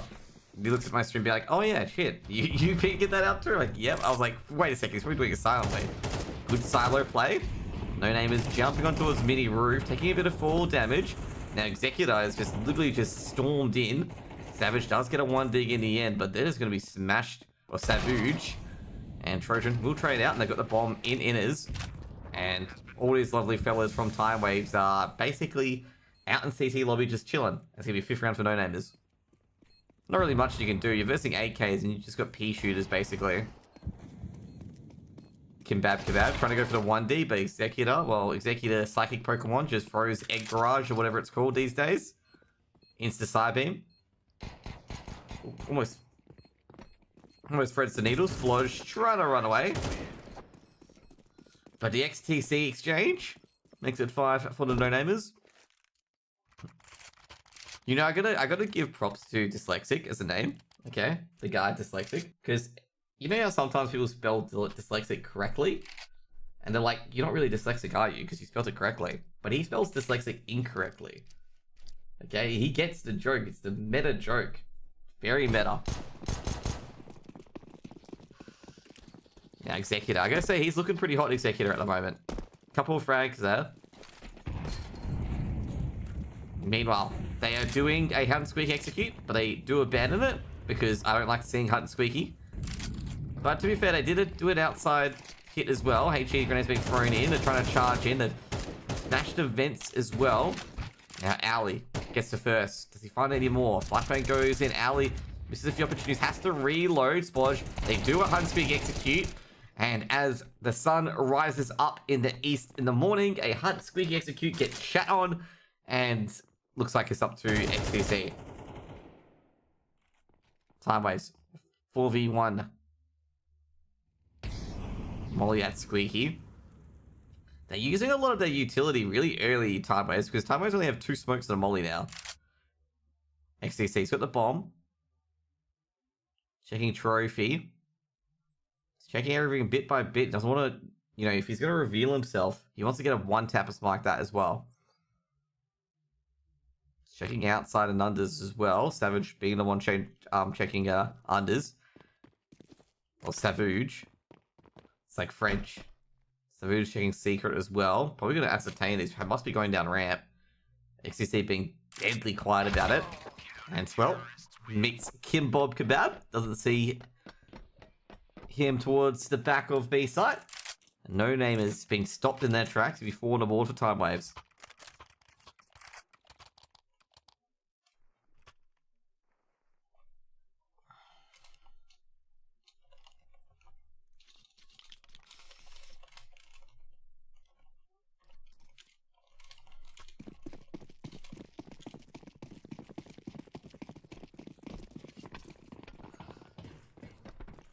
Yeah, No Name is playing outside.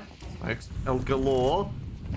ADCW zoning in, but shot by Dyslexic, but Dyslexic immediately traded out by Skitson. Skitson basically bullied to the fence by Savage. Savage lurking in workshop. They're trying to poke him out.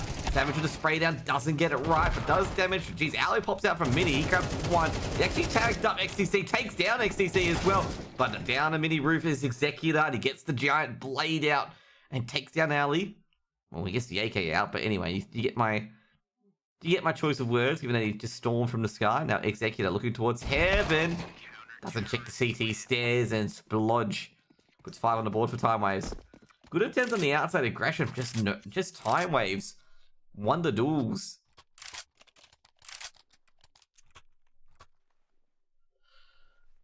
Just in case you're wondering, by the way, it is a bit of a meme that every time I see a team hunt squeaky and they lose, I get happy. That's a bit of a meme, okay? I don't usually enjoy people... Like, I can understand when you hunt squeaky, you know, an off round to try and catch the CTs unaware. But I've seen teams do it 12 rounds in a row as T-Side, and I get very depressed because you pick Nuke and you just use the pug strategy of just smashing Trojan. They win ramp. Trojan gotta be careful there because he could lose his life by fall damage. He's getting to that stage. Rotation's coming through. One at Toxics. Trojan making a lot of noise. And, well, I was gonna say, Savage was just... No, Toxics is just waiting for the plant to intervene at Toxic. Wants off thrown towards control. He knows where one player is. Popping out. Should stop the bomb. Does. Can drop back in. Will be aggressive onto Dyslexic here. Looking towards Secret. They'll plant the bomb and they'll be successful this time. Ooh, Executor. That was very savage. Executor taken down by Ali. Making it a 3v2. Opening up the double doors. Ali. Can't really smoke there. It's looking towards Ninja. He's aggressed upon by Trojan, and Trojan wins. Trojan has to aggress upon it. It's got no choice. And Splodge in a 1v3. Unlikely at this stage.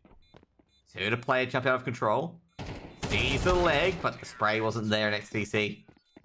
Finding his way out. Put 6 rounds on the board for no namers.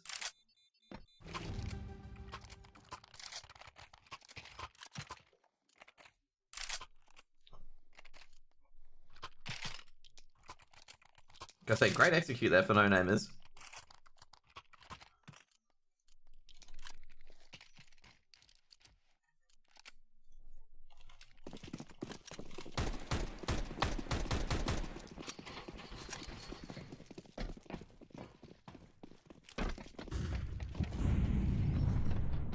Dyslexic, he's got my favorite weapon, the Nova, and he's dead. That's a very unhappy ending. Okay. Do they check the dumpsters though? No, they don't check the dumpsters. Savage is in the smoke there. Savage is probably the scared. It's like a horror movie for him at the moment. But Savage has got 1. That's just checking Silo as well. And Splodge has got another as well. But I don't think they realized that Savage is behind them all. Savage misses the first shot. Almost connects the second. Should be sprayed down. But Ali with the Nova chimes in. And this is looking horrific here for no-namers. They've lost all their outside players. And they didn't even realize that Savage was behind them the entire time. Flashbang goes up. Savage is a dead man. XTC smashes his side. XTC spots a player in workshop. Going for the one taps. XTC can thread those needles. Who's he going to? Nah, Ali. They go into halftime. 6-6.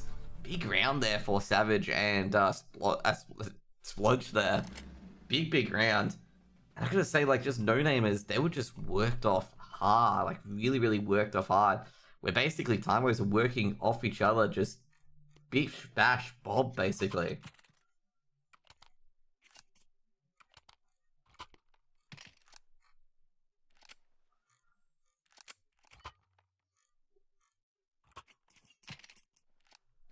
Six advantage, actually funny enough to no-namers, given the fact that no-namers got 6 CT side rounds. Or 6 T rounds, I mean. Probably their main advantage. Trojan. When he had the 5-7, I'm surprised he got a 5-7 pistols.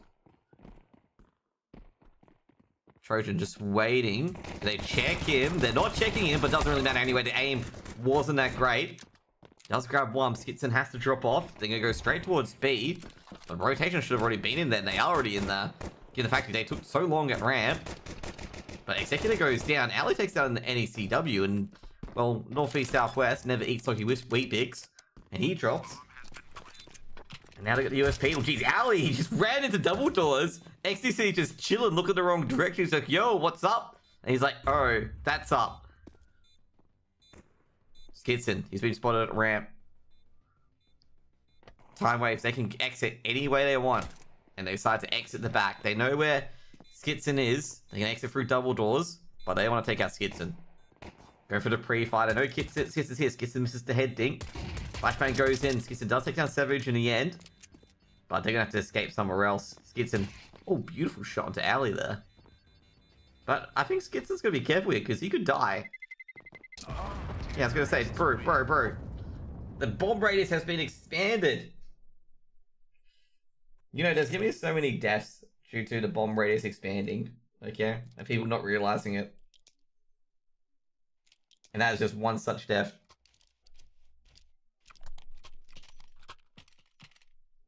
Could be 7 on the board for Time Waves. Get into that B site, able to just slice their way in.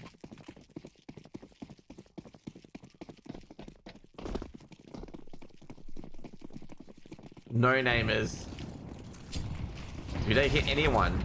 Alley's grabs a second. Alley's got a third as well. With the 5-7. Alley's got a 4K. What's going on? And Dyslexic steals the ace.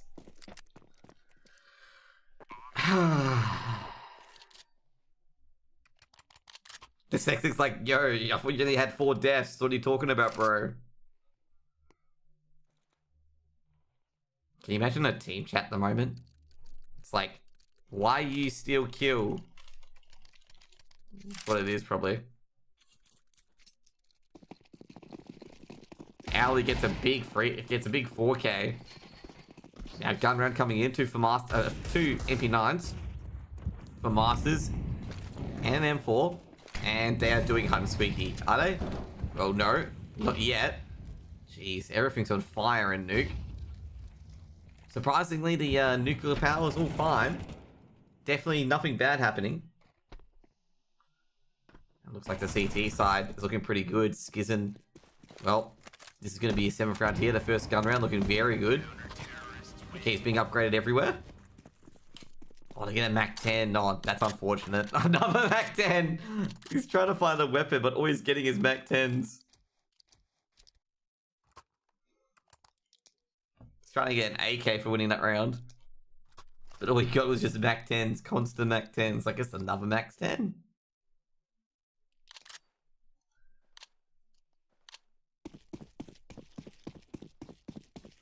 I feel bad for Never Eat Soggy Wheat Bix. Okay, now I don't feel bad for him. Now I don't feel bad for him at all, okay? Splodge takes a bit of molly damage. Stabbed his own teammate. Deep nades. Gonna throw the CTs off kilter. Splodge takes a bit more damage. Taken down by Executor in the end. Executor not really expecting it. XCC shuts down Alley. Kim Kebab. Waiting for a push. I believe Kebab can be seen by that Galil. Very sure they can be seen. Oh no, can't be seen. Oh, maybe you can be. Like, you could see the elbow if you go a bit closer. Now playing a bit passive Time Waves. Even after that pistol and anti-eco win. They lost the gun round, they forced up, and they've got the orb. XCC grabs another. He's at heaven. I'm gonna say they don't have an idea that XCC actually shot from heaven, by the way. They're suspecting that he's that secret. Now Savage does take an Executor in the end. Kim Kebab. This is looking getting a bit out of hand here. No namers could lose this round. Kim Kebab looking towards Workshop. Kim Kebab, gotta make a play here. Definitely has to make a play. Yeah, a lot of noise. Savage. Just waiting here. Smart move. Oh, jeez, the Glock. King of with the Glock takes down Trojan. And that bomb's going to get planted. Oh, no, it's not. And that is going to be round over. And No Name has got 8 on the board. No real backup from Savage. So trying to Molotov there. Not sure how useful that was. May have been better just to not throw that across, given the fact that nobody knew where he was. They started hunting him.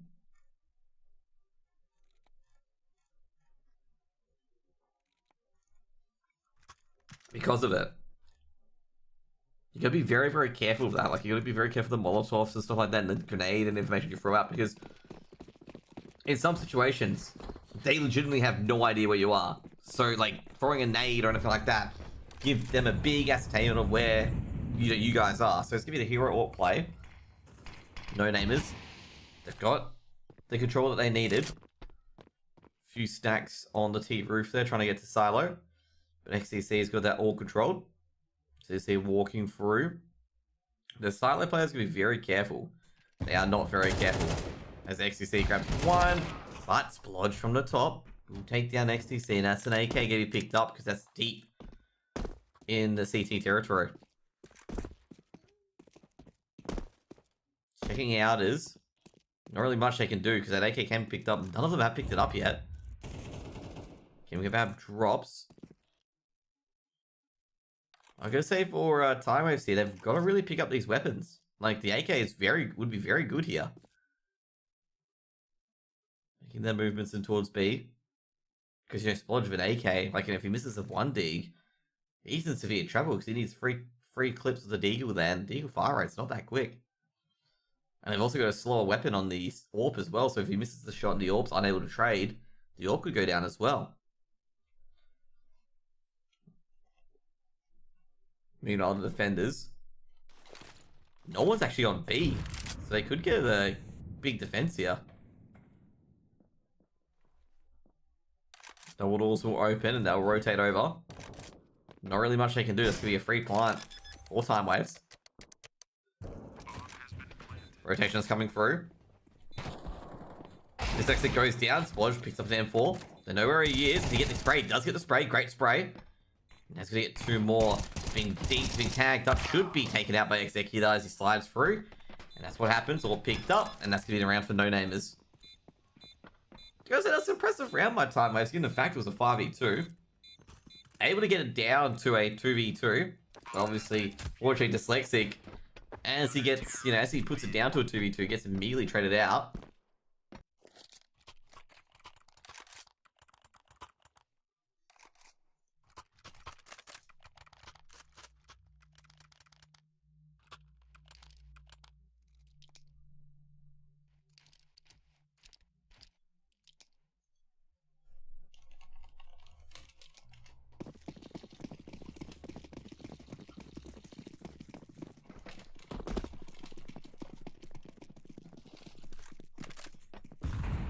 No name is a slight lead.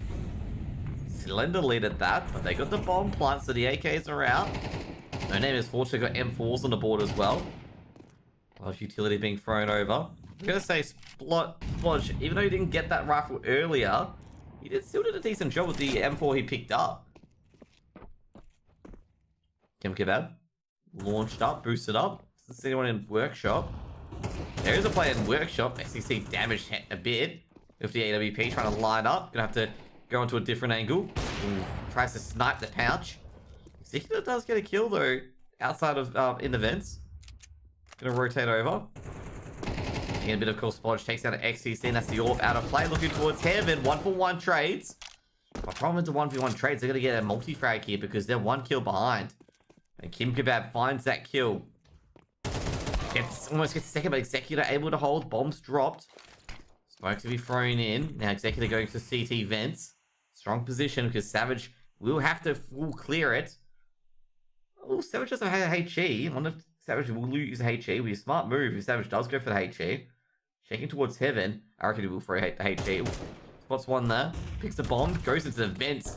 They don't slice and dice them. That's the smart play of Executor. Doesn't get baited. And that should be a bomb plant at least for Savage. Savage faking the door. He's gonna go try to get to dark. He's gonna be able to get to dark. Jeez. Got a pretty good position for a 1v1 here. He's actually got a positioning for the bomb as well. They have a smoke and a flash, and that's it. Savage looking above him. They take him at dark. Oh, they do, and they barely get him. Trojan. Good to defuse. Maybe a 10th round for no namers.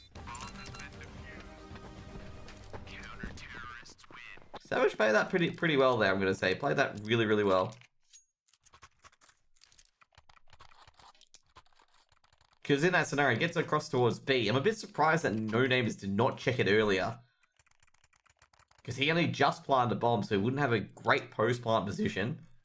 Takes the most riskiest post-plant position by going to Dark from default. Or from Silo, which is probably the most ballsiest thing I've seen on a T side to do.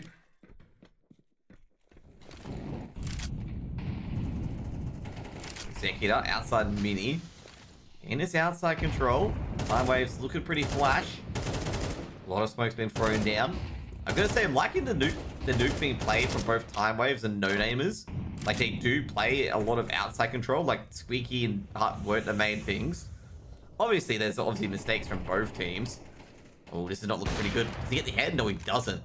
Meanwhile, on Inners, they're able to hold Trojan and Executor able to hold.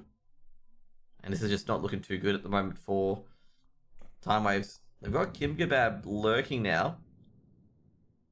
Problem with Kim Kebab, though, is Kim Kebab will have to open by hitting a window. Not what they want to do.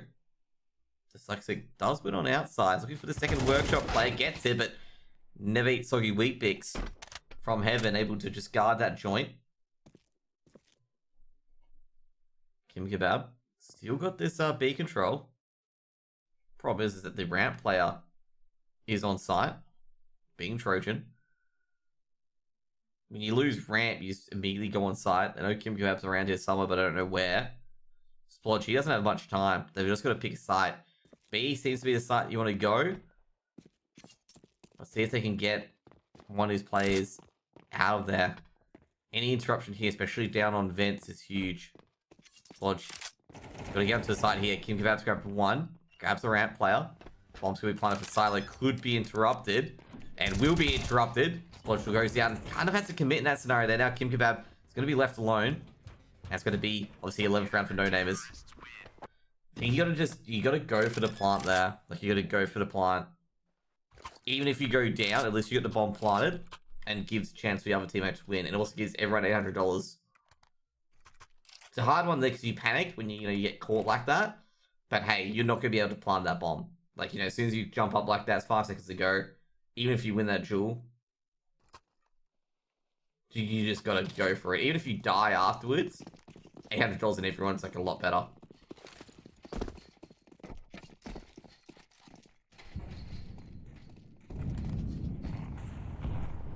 A lot of grenades being thrown in. Skidson takes a bit of damage. Meanwhile, Executor just hiding on blue box. Executor's going to be very careful if he's going to try and sneak this position. He's going to have another teammate flash for him. Now Executor volleying it at the entrance of a secret. He's going to be aimed at. He knows it. Gets a hand. Can he get a second? He does get a second, but Splodge easy to trade out. Executor can he get a few more. Splodge's got a second. Can he get a third? Nah, blasted by Skidson. And Skidson keeps going, taking down Savage as well. Can he make it a 12? Oh, I think... No, didn't see the AK. Didn't see the hand. So he gets fired at in the end. Now Dyslexic. In a very difficult position. Can't take out the Heaven player. Give me 12 rounds on the board. No bomb plant. Which means Time Waves. They got the max loss bonus. They can buy up, obviously. But... will it get anywhere?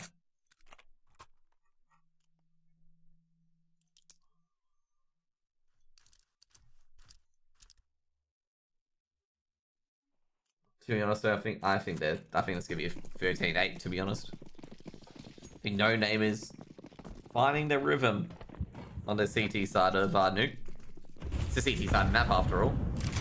Splodge trying to push forward, does burn for a bit. I'm not sure if he heard it. Don't think XTC heard the burn. I think he saw the shoulder spams the red box, tags down Splodges, but he's been tagged up in exchange. Both players just retreating for the moment. Kim Kebab drops to Trojan. XTC on the outers, taken down by Ali. It'll be go time towards A. Come towards Heaven, a 1-for-1. Skitson's going to be prepared for another mini play to peek in. Skitson holds. That's a big hold as well. And now Savage has got a lot on his shoulders. Might want to throw away the AWP. But actually, it's not a post-plant scenario, so maybe you want to keep it. Oh, Executor pops in from behind as the bomb dropped. And that's up to Splodge now. They don't know where Splodge is. Splodge could get a bit of a backstab here, because they're all facing mini. Could go for the knife kill as well. Oh, Trojan. Very quick on the trigger, and no namers. Make it 13 on the board. Just the trigger discipline was just a bit too long there. But to be fair, like in that scenario, he needs to find 2 players that have info on and just force a 1v1. Because I feel like basically those 2 teams were similar in ability. So it needed, you know, at least give a big advantage to his team. I don't think he would be able to handle a 1v2. Especially on the HP that Splodge is on. He's on like about 27 HP. So like even a rifle breathing on him would just basically take him out. Anyways, that's it for today, guys. Basically, Time Waves lose to No Namers 13-8. I just feel Time Waves just didn't have anything on their T side whatsoever. Their CT side was so, like, not that great. I mean, the No Namers got 6 rounds on T side, which is just, oh, you need to be a lot better than it. And No Namers CT side, they start after they're losing the anti-eco and they got their weapons, they started getting a rhythm. And basically, they were able to trade out effectively against Time Waves. Time Waves were never able to recover that one-man deficit. Anyways, guys, we're going to go on to some D4. And I hope you guys can join me in for, not tomorrow, because tomorrow I'm raiding tomorrow. So there's going to be no game for that. But Wednesday, maybe? I think it's Wednesday that you guys can probably join in. And to watch me cast some ESEA Open. Actually, no, it won't be ESEA Open, sorry. It'll be ESEA Premier, because it'll be Sinners v Apex on Wednesday. I believe that is the case. Let me just double check. Yep, Apex v Sinners on the Wednesday at 7 o'clock, which I'll be on casting basically, which will be pretty awesome. I don't think after that, I think there's no more EU games at this time. There's no more reschedules. I actually did ask jokingly to the guys, like, can you like reschedule some of the EU games so I can cast it? Like the other ones, and yeah, they didn't say anything back. Okay, it was a bit of fun. But anyways, guys, I could go AFK for a quick moment and get everything ready for some D4. So I'll see you guys back in just a few moments. Be right back, and I'll get some music on as well. Thank you guys for the games today. Really appreciate it. I know these games don't get too much viewership because they're on HLTV and you don't have any molding betters, but you know, to show some open games is great. Obviously, we're going to have eventually some Premier games as well in the future. And it's going to be very awesome. If you guys are just leaving us now, hope you guys have a great night. Everyone else are going to stay in. Chill out. Let's go.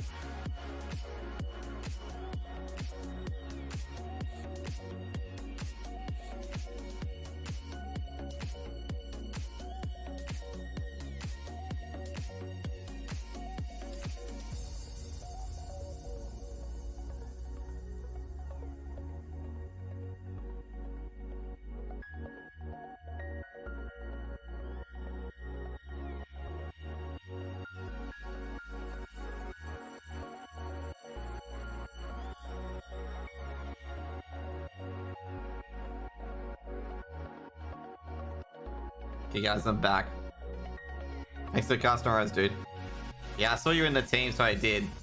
2 seconds. So I did cast the game. I didn't recognize a lot of people, so I'm just like, I'll find someone I recognize slightly and I'll just cast them. You guys in particular was the biggest issue was not your strategies. Okay, your strategies were great. Okay, like I'd like, you know, more outside play and not having squeaky and stuff like that as well. The biggest issue for you was the mechanics. Like you weren't, like the traders just weren't there. And they also kept you really boxed in as well. It's just got into so many scenarios where it's just 1v3, 1v2 that you weren't winning. Like, probably the big downside on the T side nuke is not the strategies and the output or whatnot. It's just the so I'm just gonna quickly exit a few things. It's just the basic mechanical stuff as well on nuke, which is like the trading and whatnot. That was the only downside. The first 2 rounds were great. You won the pistol and the anti-eco. It's just you couldn't win a gun round. And gun rounds on nuke are probably the hardest to win, given that the CTs, especially the T side actually, because the CTs can just buy MP9s and still win.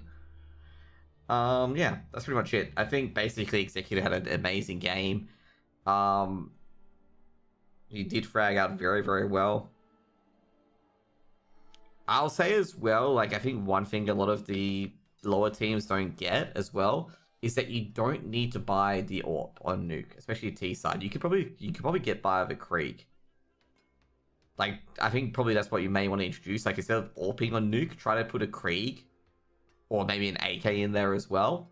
Because the AWP on T side is just really shit. Because like, there's not many angles where you can hold with an AWP other than silo and stuff like that as well. And the Krieg can be a bit better in that scenario. It's mainly because the meta is really anti-AWP. It's not that you know it's bad or anything like that, but it's just anti-AWP. So like you know you can't pull the AWP out all the time.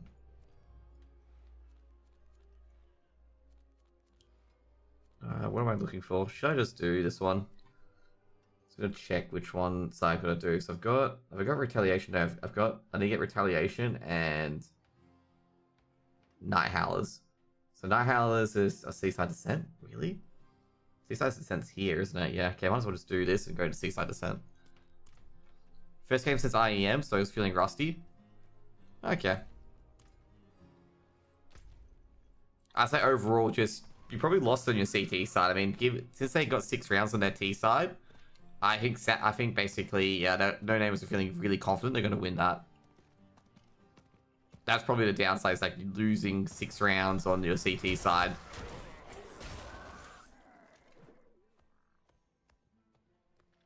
Because like basically they don't have much pressure on them at all. And they know you guys have the pressure on the world as well, because you have to win your T side pistol. Which you did. You got halfway there. It's just the gun rounds. Like once you get your money strat sorted, like on nuke, like which one whether it's outside silo, a ramp hit, you know, get at least few of those strategies, you're gonna start slapping people with them as well. Also gonna say they played very well, like No Names played very well on Heaven. You notice that like that one guy in particular, like their Heaven player was very good at just knowing when there was danger and knowing when to trade.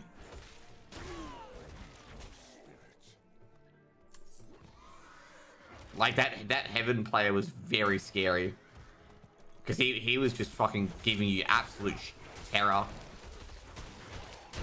To be fair, that's what you learn as well in this game. Like Heaven, like that Heaven player is very, very important.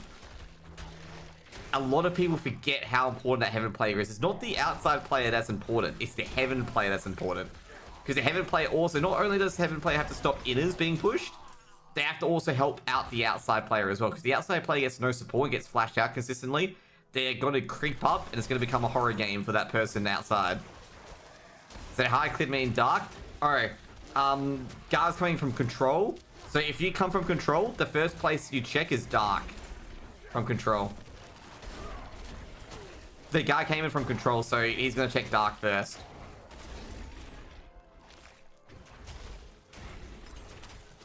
Like, they'll probably assume that you're on the site, but since they didn't see you at Ninja, where you planted the bomb,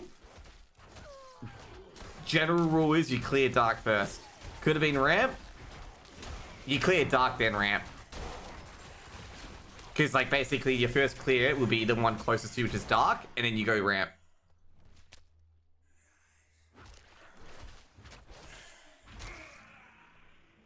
I reckon that was very, very normal clear. Like, nothing bad in it. I think it was just a normal clear. But yeah, you could have been ramp. You could definitely have been ramp. If you were ramp, you would have won that, probably.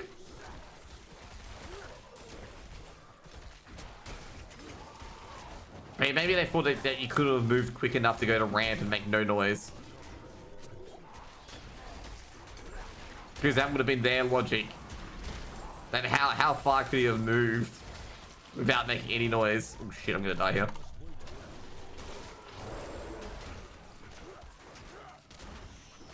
But I would say it's like for their POV, like in general for retakes, the first place you check is dark.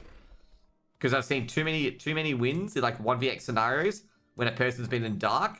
So if people are watching demos and playing in general, they're going to check dark first, because dark's a very strong position if people don't check it. Because you can just hide and buy time just non-stop at dark. Because they have to directly peek into you. They can't, you know, they can obviously molly it out, but they have to directly peek into you if they don't have a Molotov, which they didn't.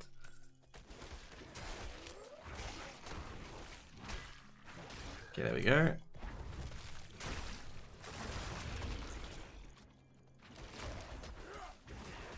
I'd say overall, like I wouldn't worry about those 1 rounds like that you got in and stuff like that. I would worry about like just getting onto the site and trying to be like an even Steven kind of thingo, even Steven scenario, like a 3v3 or 2v2. Because a lot of scenarios where you go onto the bomb site, you were one like either 2v4, 2v3.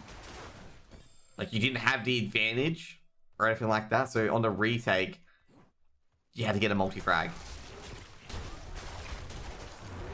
There we go. A grotesque ghetto will come soon. Oh, what the fuck's that? Oh, there it is. I have no idea what this guy is, but okay.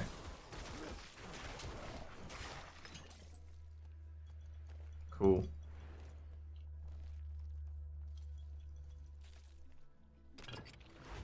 But yeah, from what I see from a lot of teams, like in particular, they do clear out dark first, especially on the EU. Like they always clear out dark first on that retake.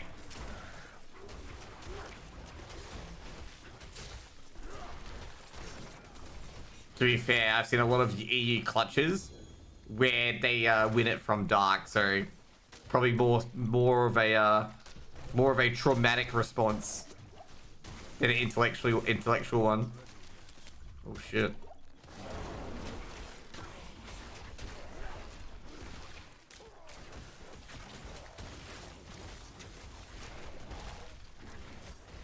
Sweet, awesome. That's the level.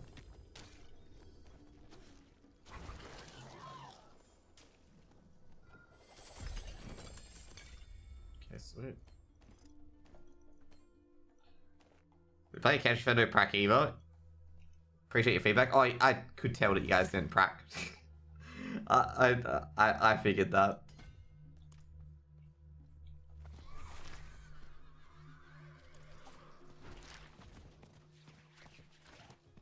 Just a lot of the executes are very unpolished, which is you know, you know when someone's pracking if the executes aren't really polished. And also it's just the lack of trading as well. Like trading is such a hard thing to, like, it's an easy thing to say, but a hard thing to master. Like really, really hard to master. Because it's not just, you know, obviously one guy dies and you just shoot the other dude. It's definitely not about that. Like, you know, that's it in its fucking purest. It's, you know, having the feeling and like, what is it? Having the structure of being like, you know, okay, so basically this person's gonna check this angle, this person's gonna check that angle, this person focuses on this angle and stuff like that as well, for the trading and stuff like that. Like that sort of regiment. So So that's basically, it should be like, you know, you losing because of aim duels, not because of, you know, being shot in the back, basically.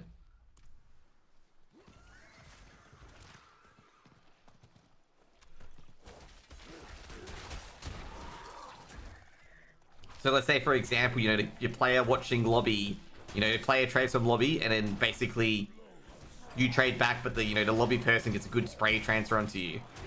You didn't lose the round because the person in front of you was a bad aim. It's just like the other guy just transferred very well. So that's that sort of regiment as well.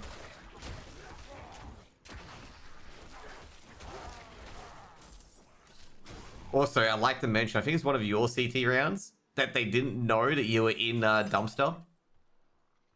Like they were like thinking you were from mini. Like, you know how you got way behind enemy lines, and they were thinking you were in mini. By the way, they're like looking all towards mini. They were not looking towards under silo. Sorry, I call under silo dumpster because like there's two bins there. They weren't looking for you, okay? I was sitting there going like, oh boy, this is gonna be quite funny when they find out that he's like right under them all along.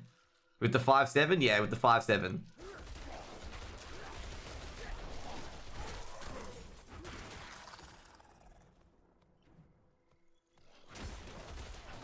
They did a few mistakes too, by the way, okay? Like, for example, I think it was on your T side. Spurjo didn't collect the AK that was dropped by you guys. Like when when one of your players pushed silo, no one picked up the AK. Like no one checked for weapons on the player that aggressively pushed. In the end, Spurs got the AK M4 in the end and made a decent chance out of it.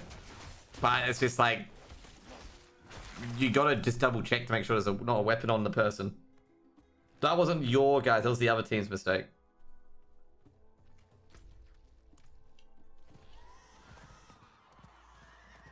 Now, of course, I've got the benefit of the doubt where I can see everything, but like there wasn't any checking done or anything like that, which is not very good. Like you just got to double check to make sure the weapon that's on the ground could be usable, because it was on an eco round, so you always just got to double check. MVP, I'd say MVP is Executor by far. Executor was very impactful. Like Executor was incredibly impactful. Like, what a coach. I'm gonna say not really. I prefer focusing more into casting and analysis than coaching.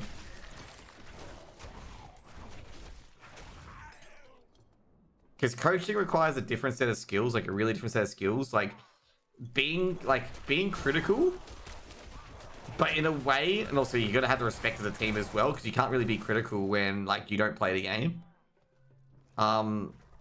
Be critical, but in a way, also improve your player as well, like while being critical. It requires a very delicate balance, which I don't think I have. And also you want to, like, basically with a lot of coaches as well, you want to be able to be a different sort of mindset compared to your IGL, like a different sort of, like, you know, what do you call it, different sort of philosophy to your IGL. Okay, you want to understand your IGL's philosophy, but also you want to be able to bring a different one as well, to give like different ideas to the IGL to really expand the horizon and mix things up as well. Like have it, like basically your coach is your like your second person to check out. There you go. Am I getting attacked? No, I'm not. Okay, cool. And I don't think I have that. I engage my head before I speak sometimes, so I sound like I don't know how to delicately negotiate that. Okay, there are some great coaches and some people who can negotiate, but I don't think I'll be able to negotiate that because I don't think I'm great at that.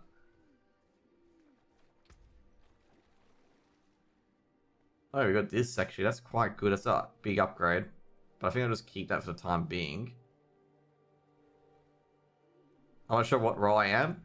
Well, if you're going to play AWPer, just make sure you're good at the Krieg as well. Because I've seen, like, obviously with Proki and a few others, that they switch out between the Krieg and the AWP.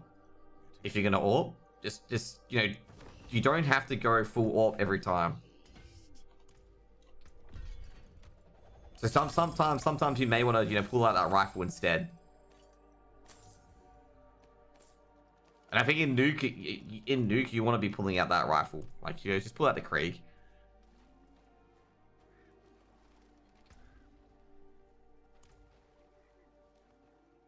See, it's not like being bad at all, or anything like that. It's just like recognizing that, hey, maybe it's better to like grab the Krieg and just have an extra rifle instead. There's obviously like maps for it. Like there's some other maps, like let's say for example Overpass. You still want to grab the AWP on the TCT side and the T side, okay? You still want to grab the AWP because there's so many long angles on that map. But like for Nuke, for example, you may want to lean further to, you know, using the Krieg instead. Because there's very few angles.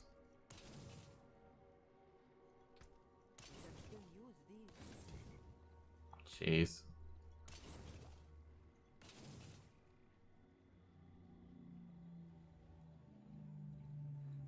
Oh yeah, that's why this one's not very good.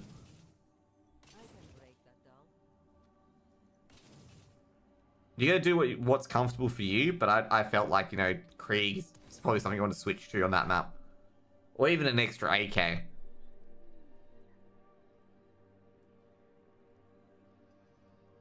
It's a really hard one to like measure up whether you should go for the AWP or go for the Krieg or anything like that. Because the Krieg's a very strong weapon still. Like it's a very, very strong weapon. Let's get that aspect. Cool. Oh, there's a Helltide up. How long's the Helltide for? Oh.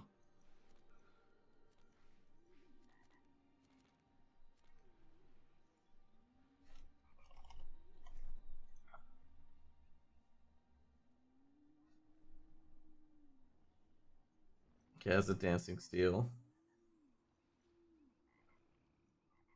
Okay, we want to go this one. We want to get this town on up here. Okay, cool.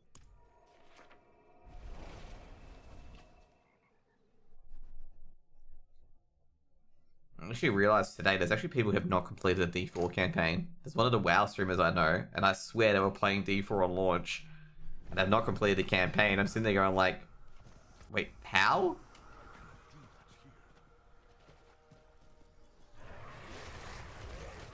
Also, there's been some drama in the WoW stuff at the moment.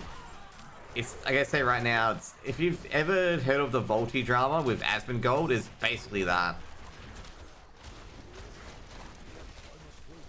And I gotta say, I really feel sorry for the dude because I do believe that the guy's just copying his content ideas. Like, I really do think that's the case, but it's like, you can't do anything about it because he's not like copying a video.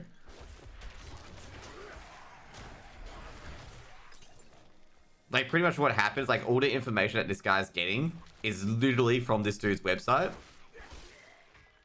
All I'm gonna say is it's just basically big content creator copying on what a small content creator does, but since he has a bigger audience, he gets more viewership. Which I'm gonna say, it happens a lot.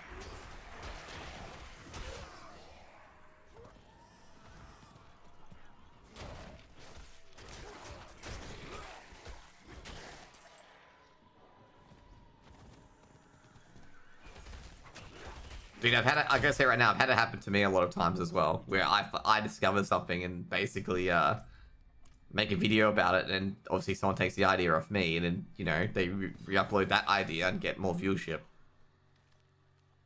Happens.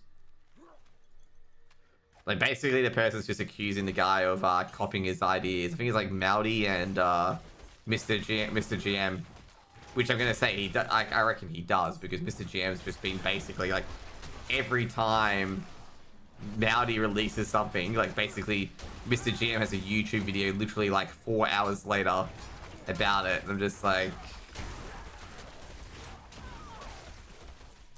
I'm just sitting there going like, yeah, sure, you got this one, but I gotta say you can't do anything about it. You gonna grind Premier? Okay. Yeah, the main thing is like, sometimes you do gotta prac with the team, like even if it's only like an hour a day or whatever, just prac like nade setups and stuff like that. Or like basically if you got duos or like pairs that you do like line up with both CT sides and stuff like that, you may want to play the person on like, you know, certain maps where you both go together. Because that'll help a lot for trading as well. You don't have to have like a full team prac, obviously, as well, like every day. The full team prac, I'm gonna say, I'll ask Vorborg about it, but I think it should be like more nade placement and stuff like that as well. Can even be watching demos if you really want to go that way.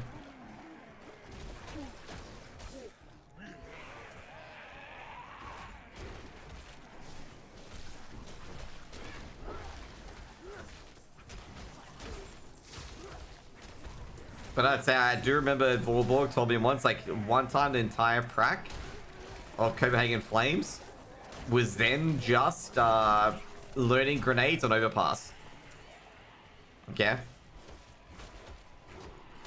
Like learning nade setups on overpass that they could have used. And then they realized, like, they basically tweeted about it, that the train on overpass knocks away grenades. So that's where that came from, just an FYI, if you didn't know that.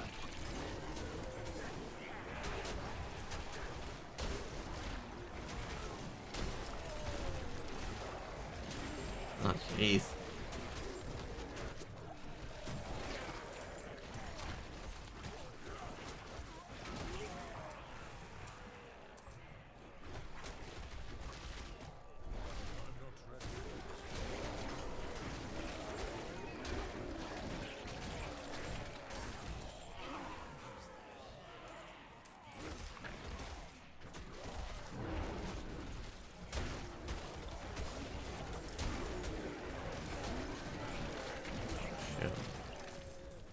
We're done, right? Yeah, yeah.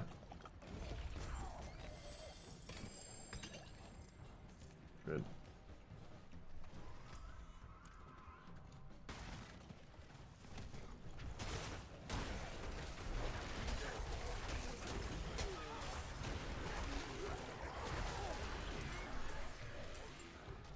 Dude, they really made EXP like really easy to get here.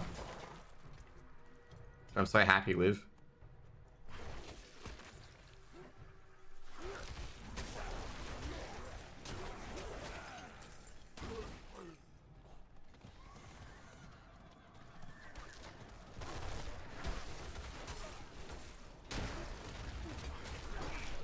Ooh, that was a beautiful poison creeper. You didn't see that. I got all the mobs in the area with poison creeper, which is good.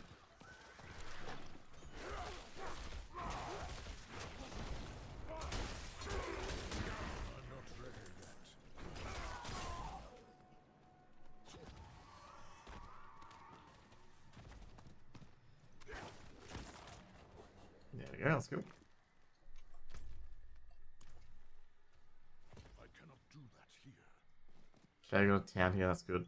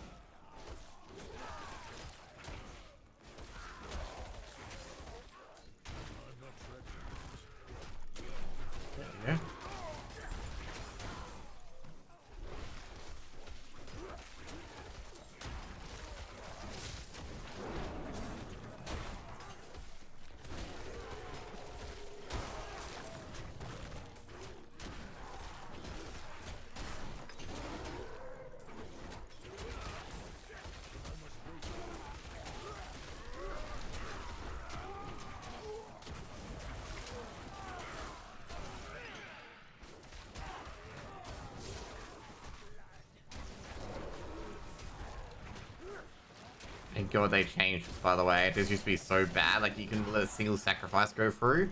And there was points where there's like 3 guys up at once. And it's just like you have to let a sacrifice through. Because you can't possibly keep them all there.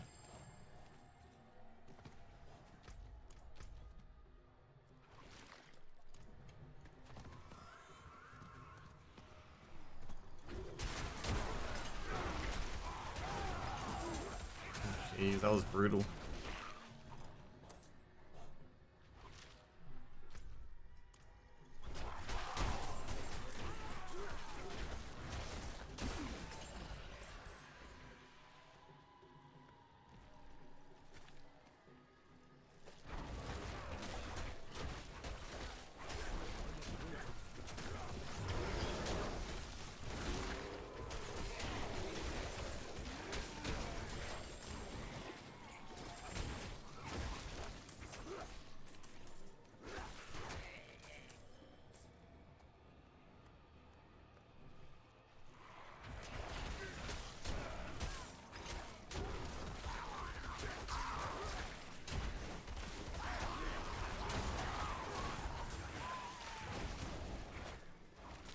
You're gonna get 300 for one of these, okay.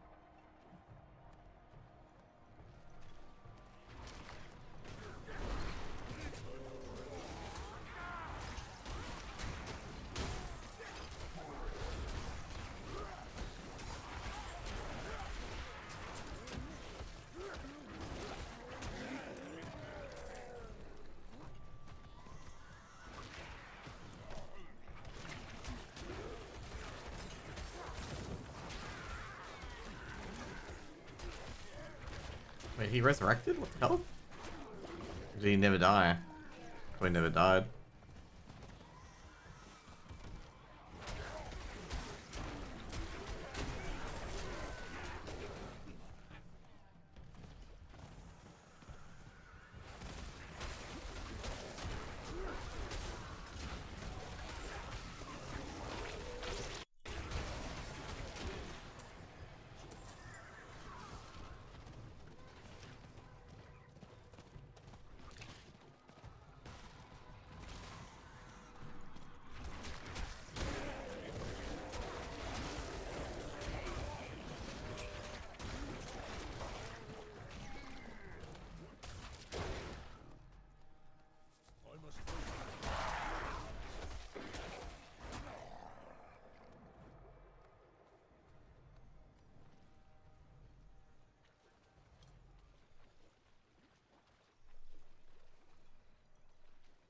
we got here?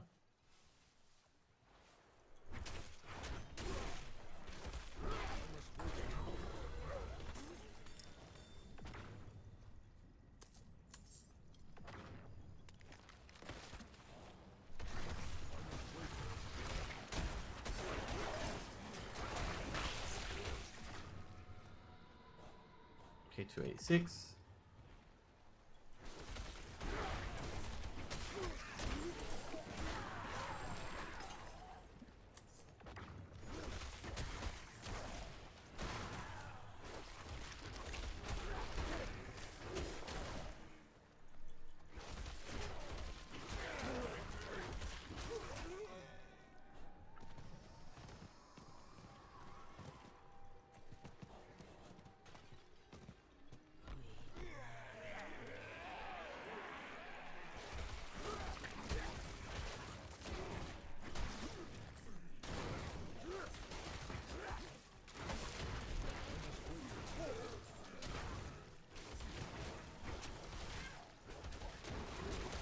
So yeah, that's the thing I've heard about today, which is the finger drama with Maudi and Mr. GMT. Or Mr. GM. All I'm gonna say about that one is like pretty much like there's always gonna be a he said, she said. Not really much either of them can do, to be honest, because it's not copyright. Like, you know, someone may steal the ideas, but it's not copyright because you can't prove that you own the rights, and also they don't own the rights because it's Blizzard. It's a Blizzard game. But I guess say in general, like, you know, there's always gonna be like those people in the community that will just like basically steal stuff of not steal stuff per se, but like basically if they see an idea, they're gonna quickly put a video out about it basically, and have someone and you know throw together something really quick, and you know get a random like you know thumbnail stuff like that.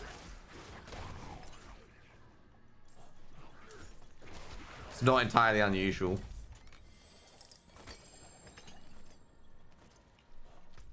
And, you know, some people are just really good at doing it, so they're able to get their things up very quickly and have a really good job at it as well.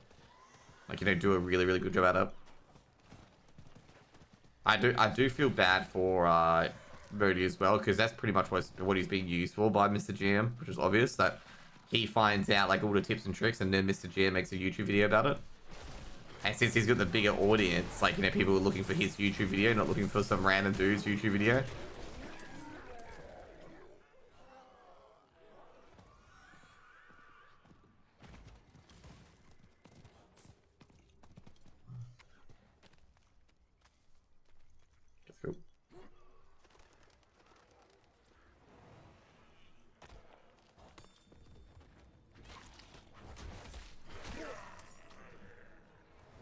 There you go.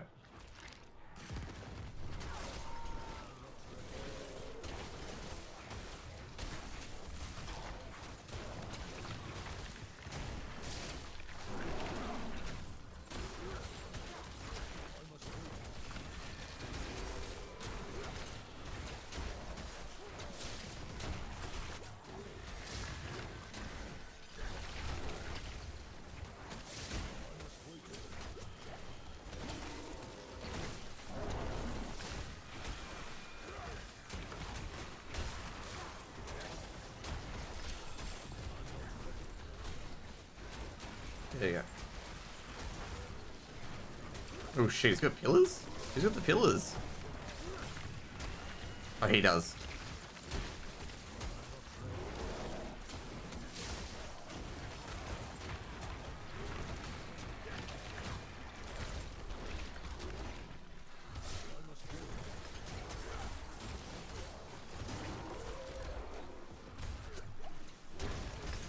There you go.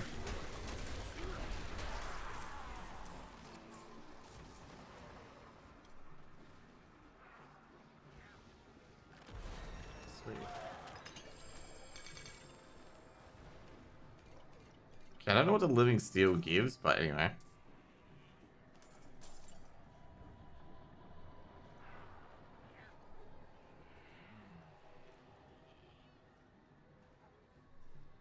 Maybe that's not now. We gotta check the Paragon.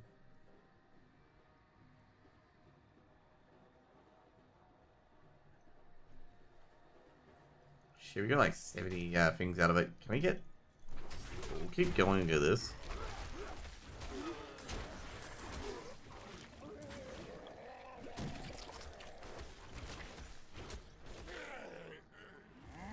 Do we get the dex? Yeah, we do get the dex. Yeah, okay, cool. Oh, we got another Paragon point. Oh, that's right. You get a lot of levels for this.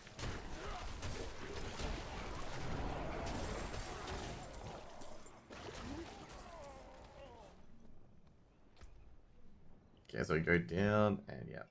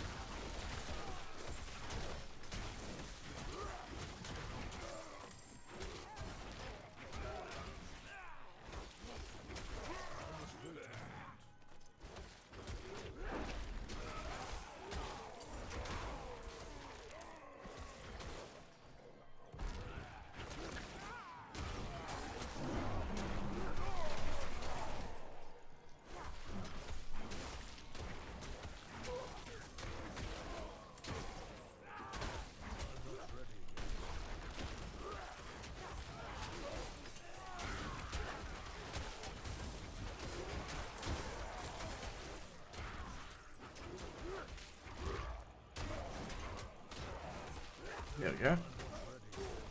Fucking nailed it.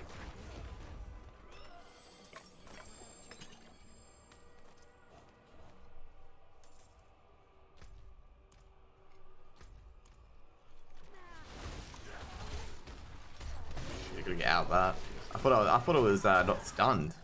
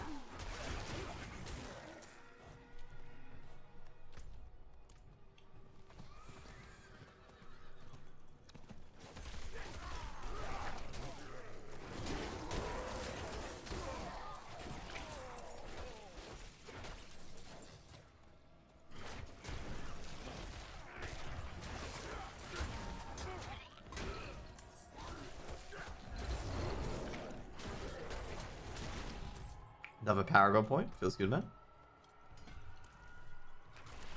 You're getting to the point where you can probably do Capstone 4. To be fair, I guess, hey, we can do Capstone 4, but we can't get hit at all, otherwise we die because of no resistance. It's gonna be very interesting considering that I'm a melee spec that will definitely get hit.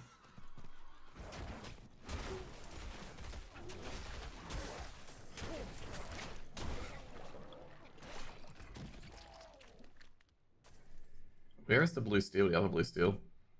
Oh, the blue steel refreshed. Shit, I didn't realize that. Oh yeah, that's right, they do refresh. Okay, the other steel is on here. Actually, it's in the stronghold. I think, oh no, it's in the Oxen area.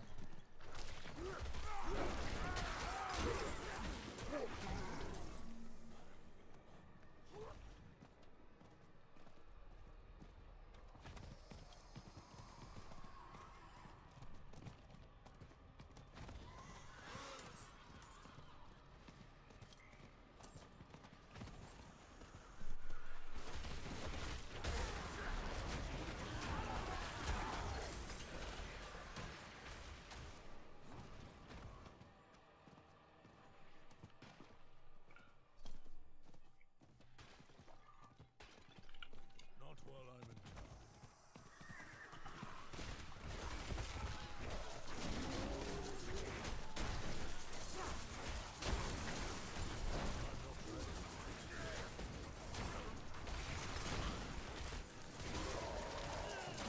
Where's the... Oh shit, I didn't realize the guy's here. We killed him now.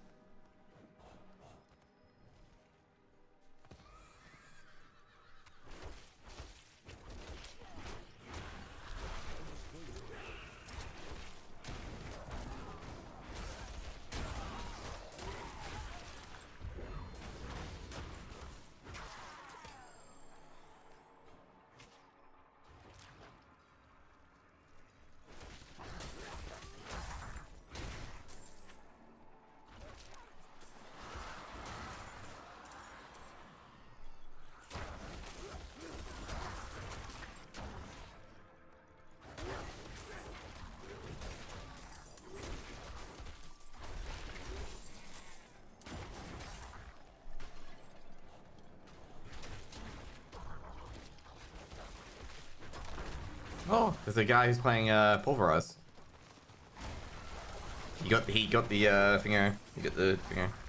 The legendary.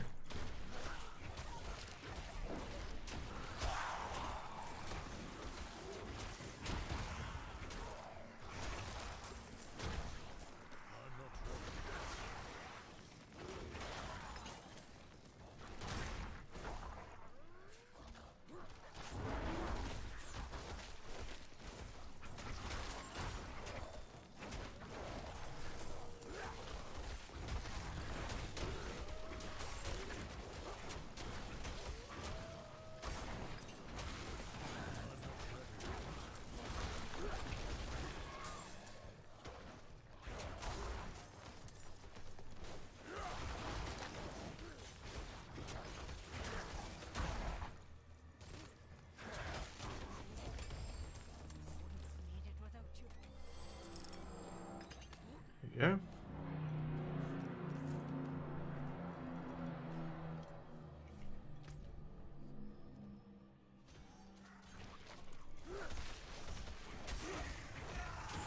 Oh, this is gonna be so annoying. I don't think I can get that without going to the stronghold.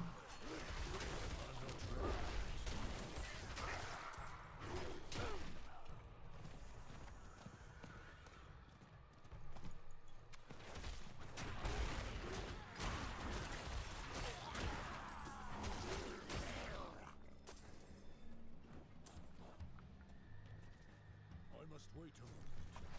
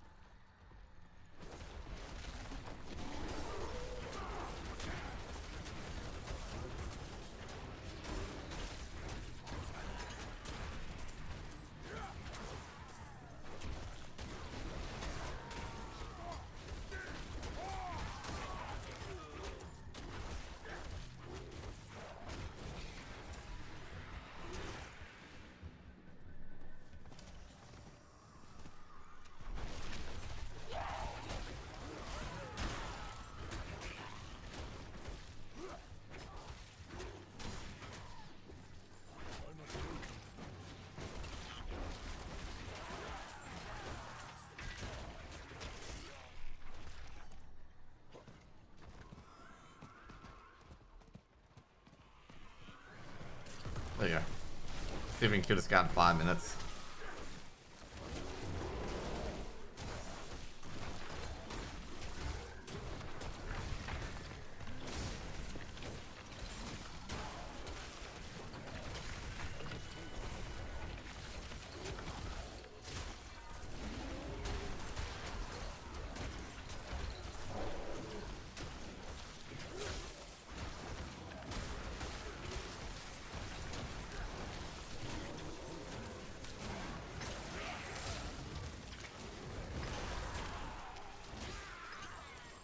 There you go. I didn't realize there's a guy under there.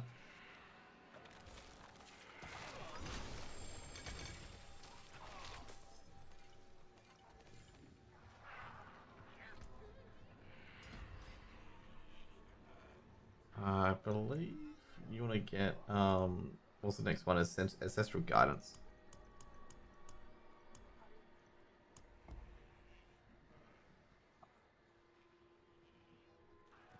No, rotate the board. You want that? No. I think it's like that, right? Yeah. So you want to get up to here.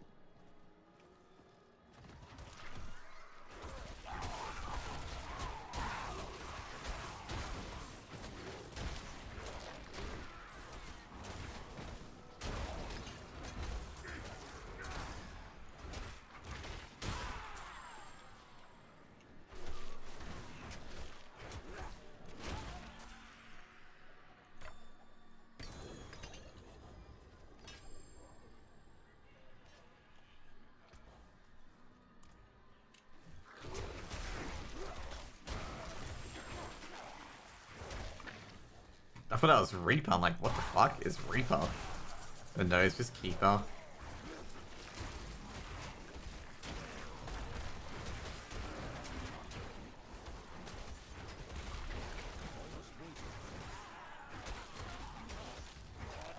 Yeah, I don't think I'm gonna get enough. I think I'm actually might as well just better off doing the last legendary. Let's go. Get the extra EXP. I keep forgetting about the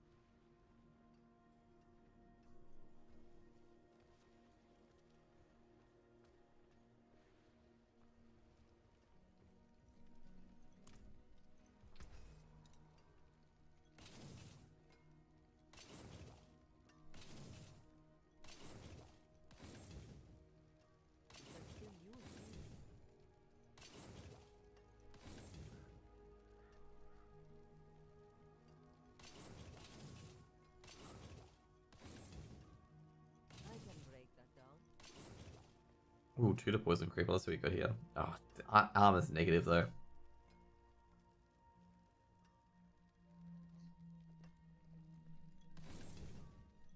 The thing is, like, you're getting like plus armor, but I don't need plus armor.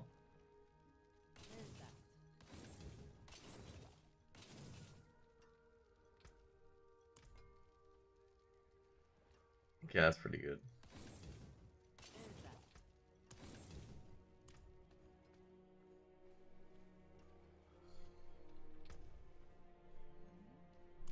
First Carlo, now Leah. There's something out there killing us and no one will do anything. Strong healing potions, so we've got enough of it. A traveler. Where are you from? What's it like? No, don't tell me. I'll see for myself. Oh, and I've got the coin to leave. Seems like anywhere's better than here. Definitely is. Anywhere but here.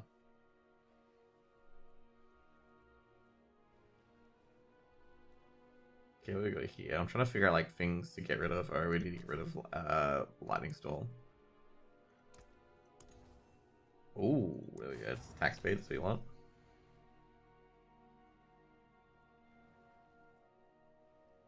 That's actually quite huge, by the way. Oh no, we already got that. Awesome. I think we got damage to close enemies. Yep.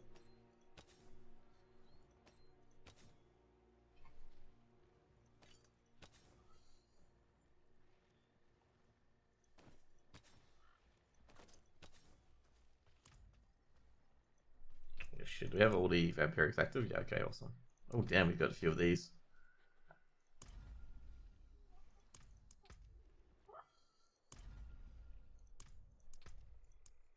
Oh damn, which one? Resilience or anticipation?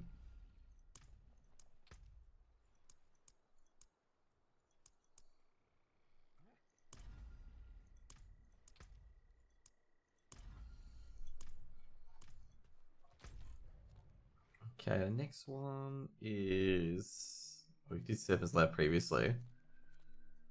So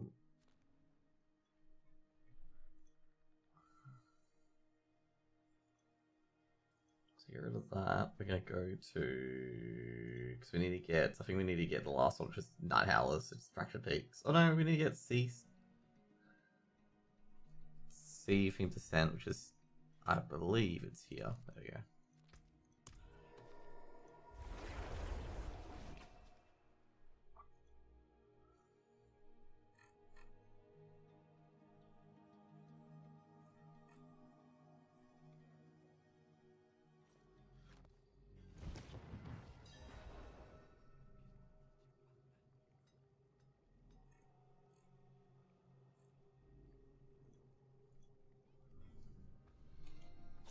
Not while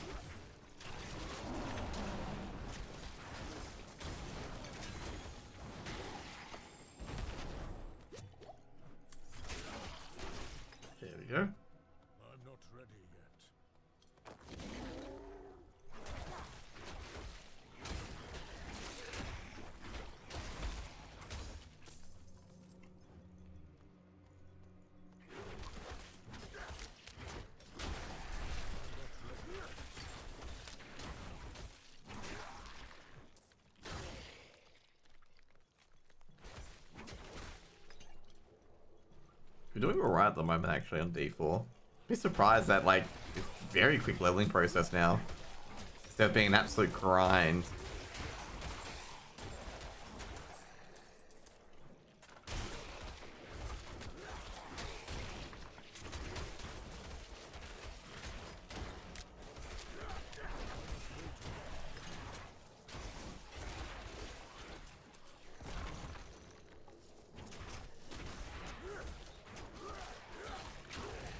There you go. This is not going to be insta boss, is it? Nah, unlikely.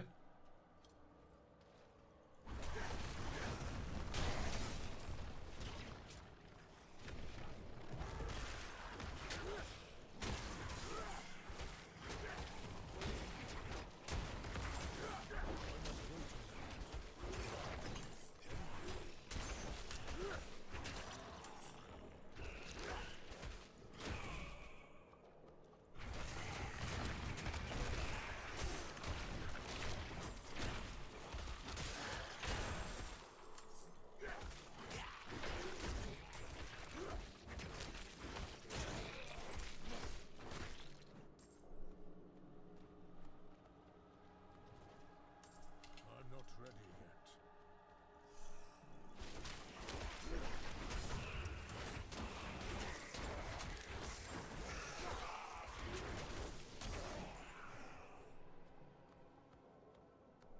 I must wait a minute.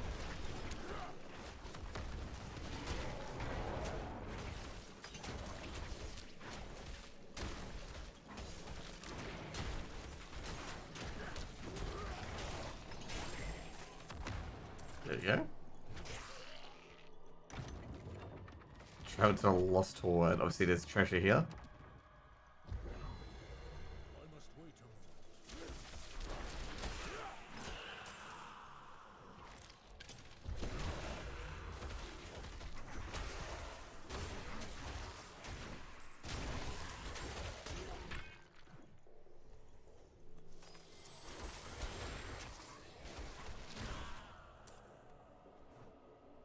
Corpse piles, rip.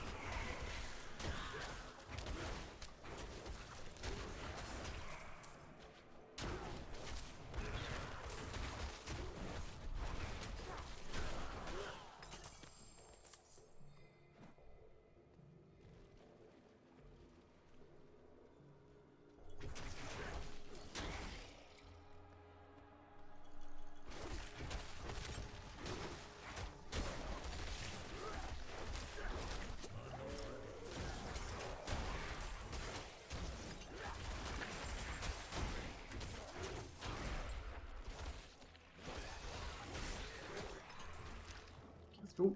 Pop, pop, pop. Ah. Sorry, I haven't talked in a bit. I'm just thinking in my head at the moment, like, this is actually a weird one, okay?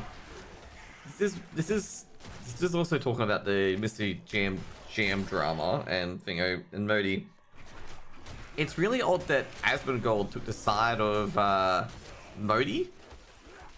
Like, it's a really weird one, okay? The reason why I say it's a really weird one is because what Asmon's business battle is basically what Mr. GM does, except Asmon doesn't make any of his own content. Like, Asmon doesn't make the video. So that's why I'm so curious on why Asmongold's like siding with Modi for. And this is like exact same as the Volty drama. The drama with Volty ages ago with Asmongold in the same boat, but Asmongold's now supporting Volty's argument. Which is a bit... like, I'm actually curious, like, how Asmongold's going, oh, you know, we watched Asmongold react to it on Modi's, and it's like, yeah, he's supporting him. This is like the Volty drama all over again. Just FYI, if you guys are unaware of the Volty thing, so basically Asmongold was releasing very similar videos to Volty, and Volty got sick of it and called out Asmongold. That's pretty much it. It's like kind of like Modi at this stage as well, where basically Mr. GM's making similar videos to guides provided by Modi, and Modi believes that he's obviously using his guides and then commercializing it, and he's not giving him credit or anything like that. Which I gotta say, I don't think he deserved credit, unfortunately. Like, it's one of these industries where people do borrow a lot from other videos.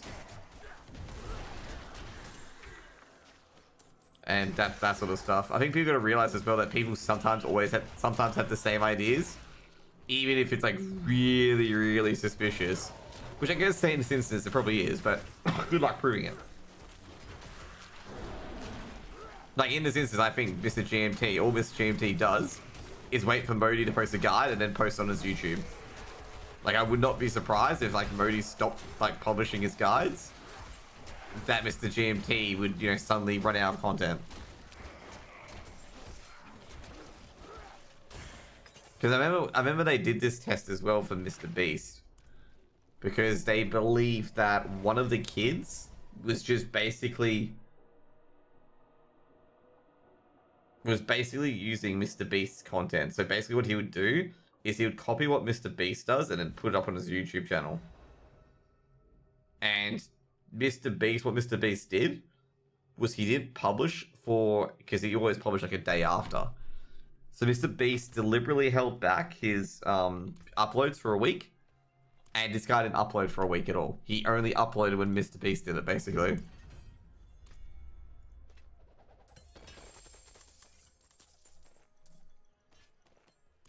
And then, like, someone's like, man, you seem to have no, you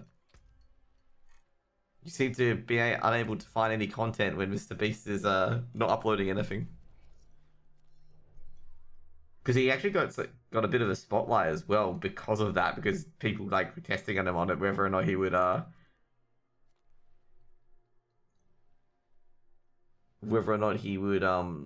make a video. Okay, we need to get Night Howlers, which is in the Forbidden City. But let's just do this first of all.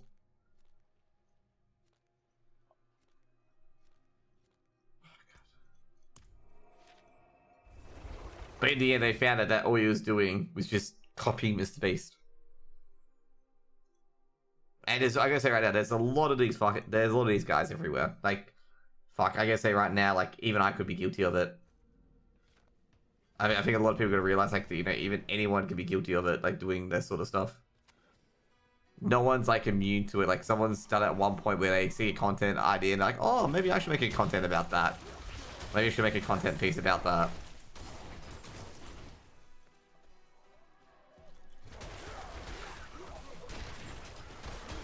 Like, my Lost Ark ideas about the AH and reporting that, it came from, like, people, like, fucking telling absolute stupid shit to do in the Lost Ark community for economy. Like, I remember the head AH dude, who called himself like the guru, was like literally telling people to not advance their content to make gold, like not get into Argos. And in the end, like, there was a lot of people who came to my videos saying that they listened to this dude and that they lost fucking tons of money because of not being at Argos and generating the large amounts of sums of money that it could do.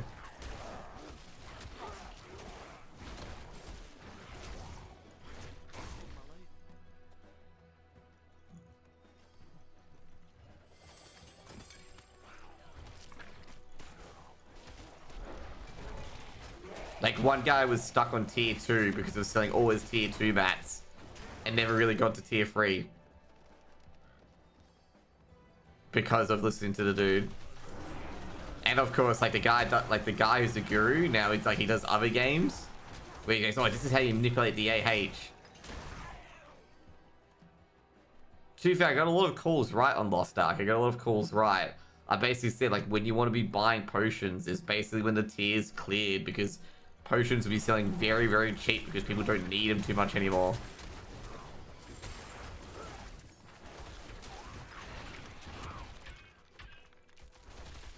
The one thing I got wrong was the what they did was they made the glyphs untradeable, which I was a bit surprised with. So like as soon as you bought it, you couldn't flip it because there's a lot of people flipping their glyphs, and then some guys like, oh, they were never tradable. Then I looked at my previous episodes and I'm like, mate, they were tradable. I'm looking at my previous episodes, I see them like, you know, it could be traded 3 times.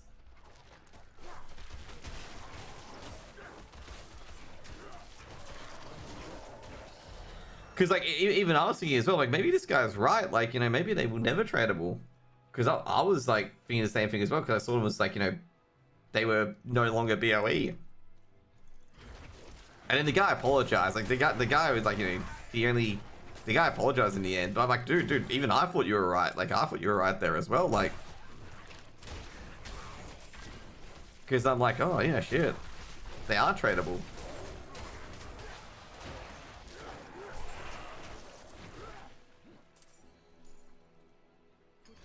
There we go. Is that a well boss?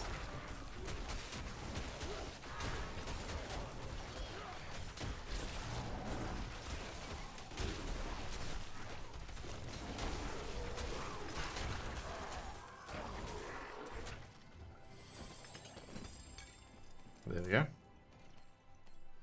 We got so many blood lures, it's disgusting.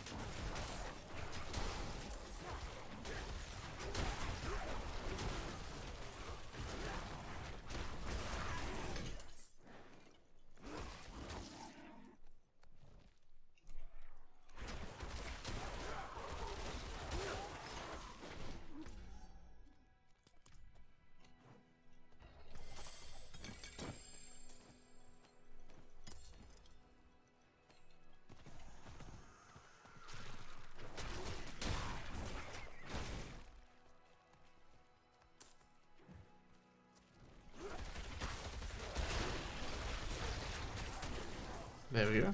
We should have a chapter done, don't we? I was going to say.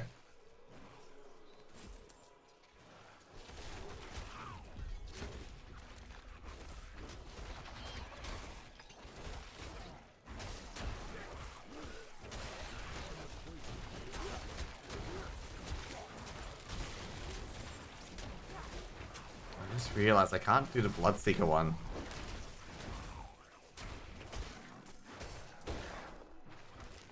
So I'm gonna hand in my whispers.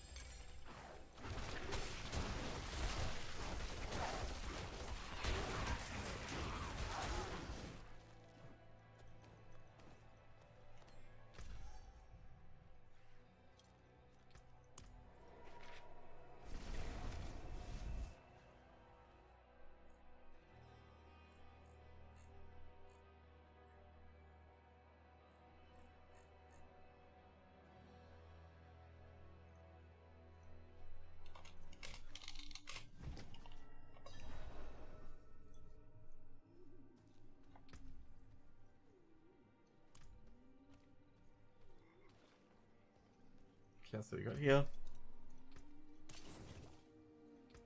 Oh, wait a second, let's see. Damage reduction while injured. We got the movement speed. It's pretty weak though. Totem. Weapons weak. Jeez, weapons are indeed weak. Dude, that's actually so good, except it's got fucking wolves.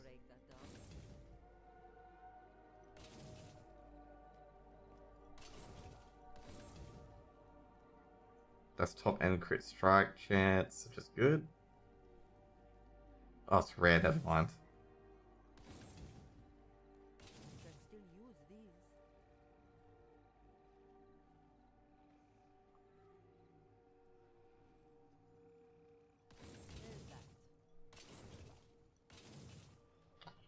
Damage on shapeshifted willpower. That's actually really, really good. That is really, really good, actually. We can get Fortify Regeneration out the way, and it'll be incredible.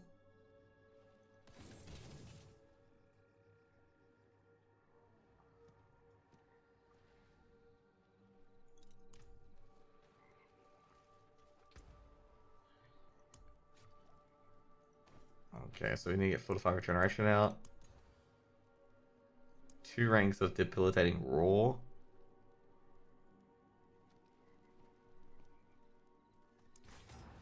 That'll just slow the cooldown more, right?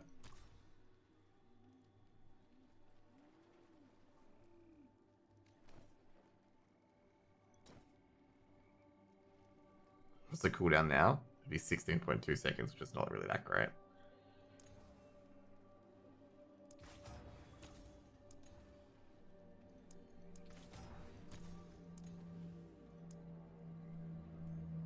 Total armor be okay?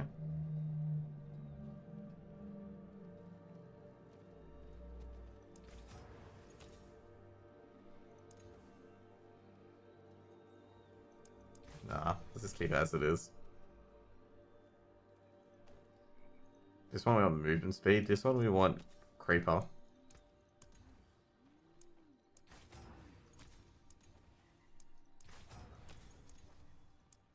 We're not gonna get creeper, are we?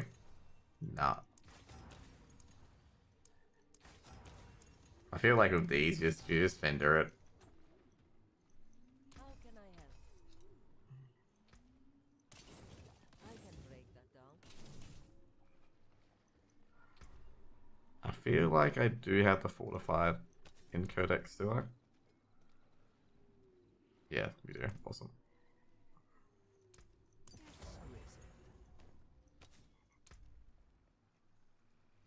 Oh yeah, we got the Storm Shifters. We should probably pick that up.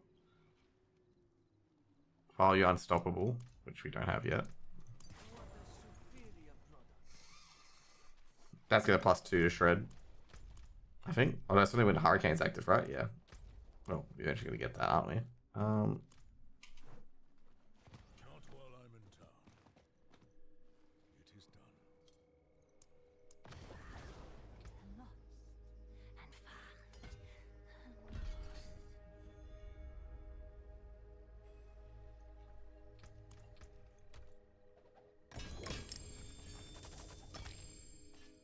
There we go. It's the one I wanted. WW. So we're gonna put WW on the board.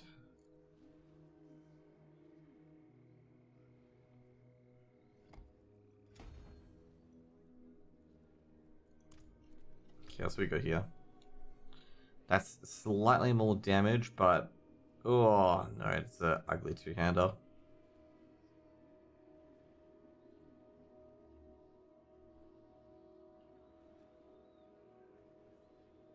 It's got more crit strike damage. Like the only thing I can get rid of is the critical strike damage,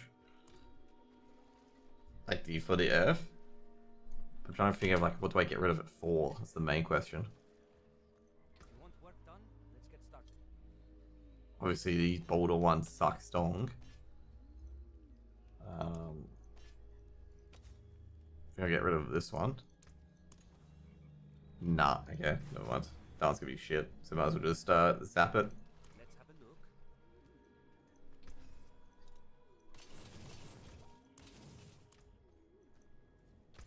Okay, I gotta go here.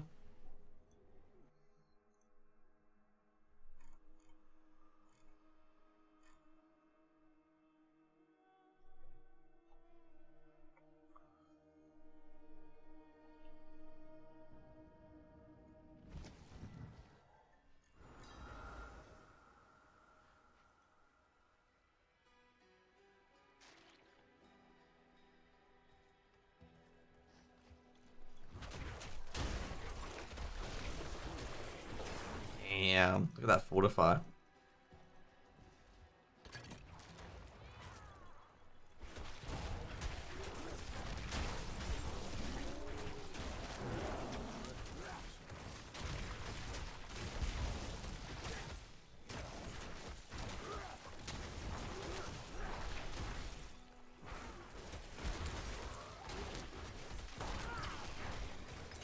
Just one down.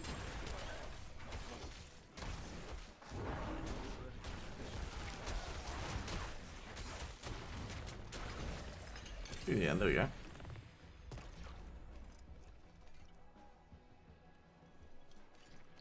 I wonder when I got the amulet. Oh, damn.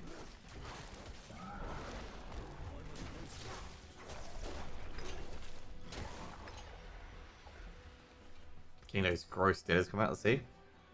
2 ranks of crushing earth. What about this one? Holy shit. Some of these are so bad.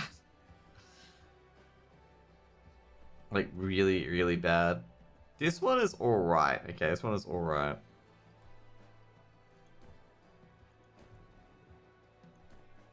Dude, which packs we have inactive? Oh yeah, we have 2 little.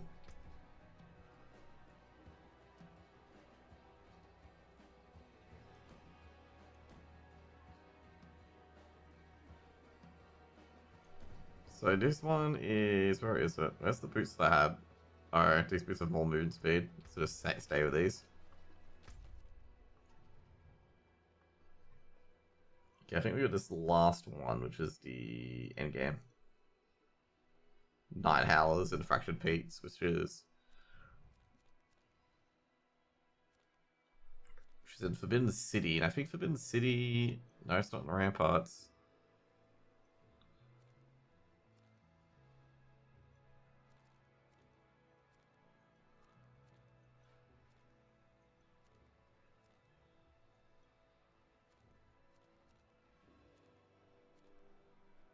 Where is Forbidden City, actually? I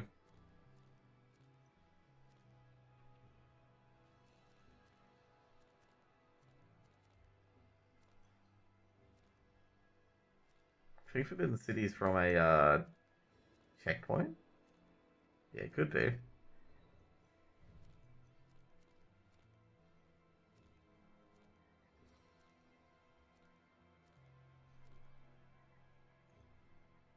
Probably be a 404.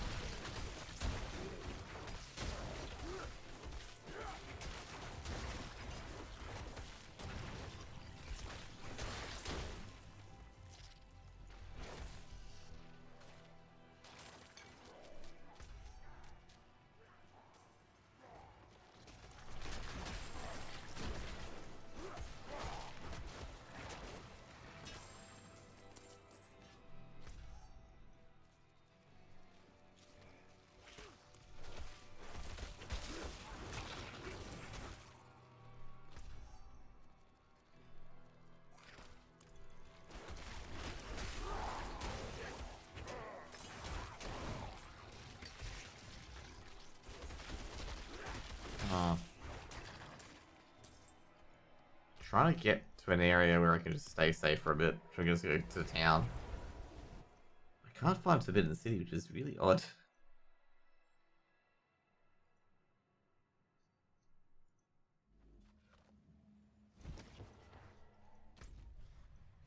If I said it was on the northwestern side. Oh, I've already got it. Okay, never mind. Okay, so we can just start farming other shit. Okay, cool. Okay, so we got literally everything, including Night Howlers. Okay, cool. Now we gotta get Dire Wolf and Accelerating, which we got Accelerating already. Just need to get Dire Wolves from Gambling. Okay, so we gotta go Seragar to gamble. And we just basically gamble gloves. Because gloves are the best thing to gamble. To get certain legendary affixes.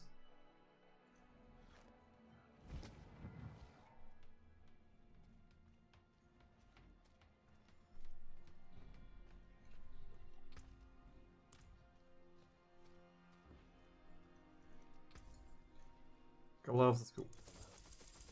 Not a bad tool, that. Okay, quicksand. Let's see what we got here.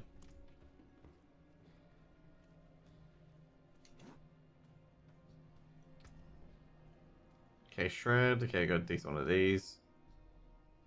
Okay, I got core skills fortifier. Okay, that's alright. Like, these are certain things that we want to extract. Here are the reclaimed constituents. Nope. This one. Yep. Quicksand, no. Not all the others we want to get rid of. So let's see what we got here. Shred, crit strike damage. No. Shred, attack speed, overpower. We want crit strike chance though.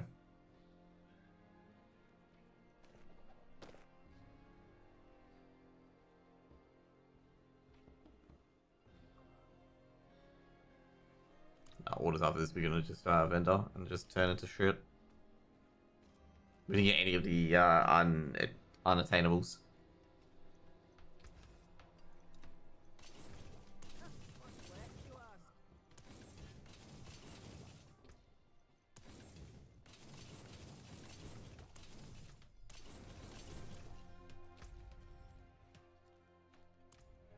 Okay, first of all, we'll do a nightmare dungeon.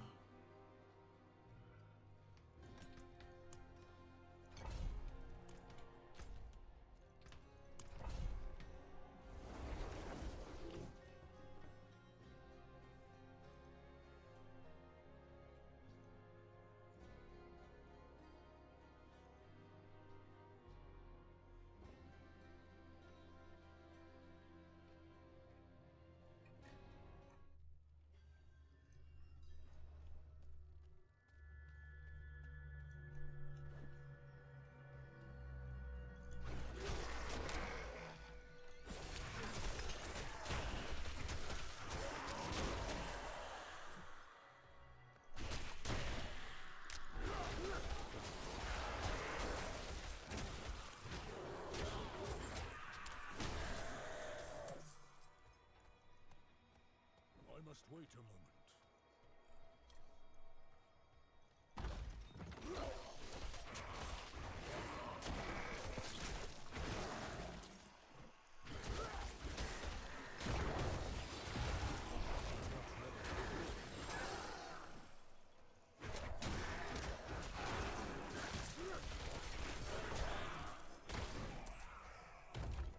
I'm not ready yet.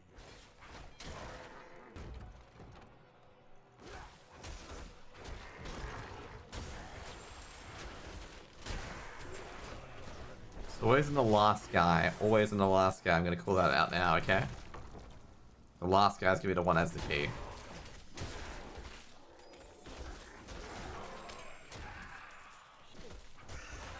done the work of angels.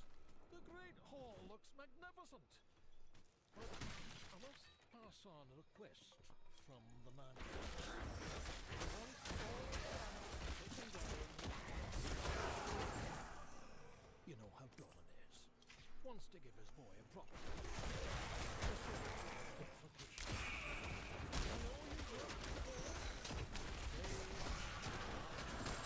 Poor guy. Poor guy.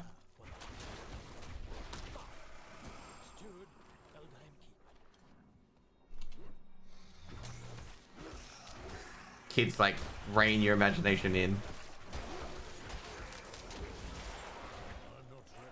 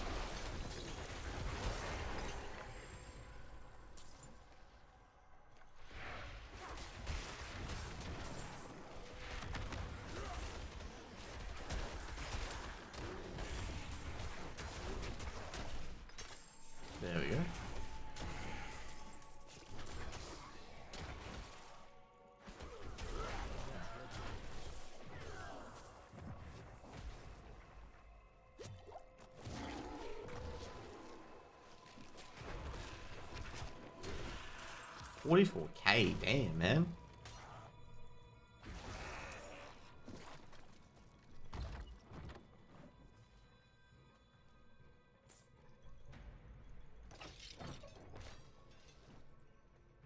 Poor guy, poor kid made so much work on this great hall only for it to be ruined.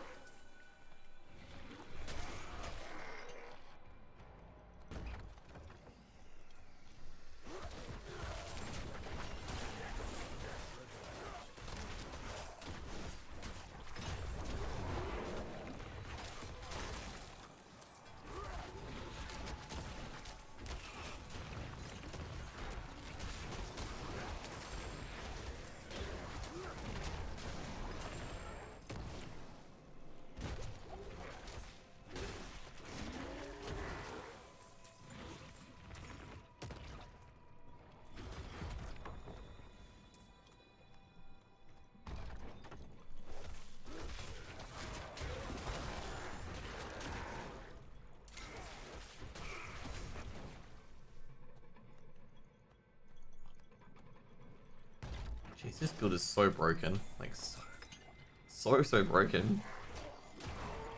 And I haven't even got to the, like, full Stormcore build yet.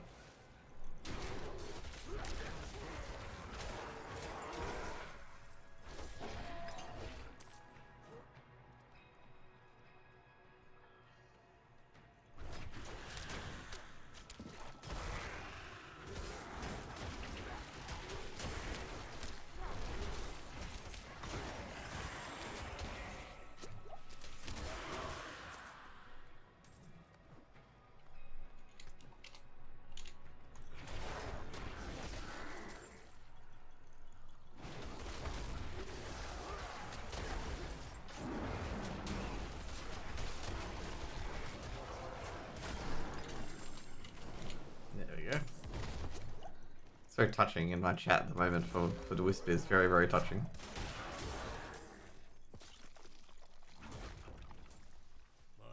He's probably in chat at the moment. Wouldn't be surprised if Nathan's lurking in chat. He's just saying that because I got my chat open.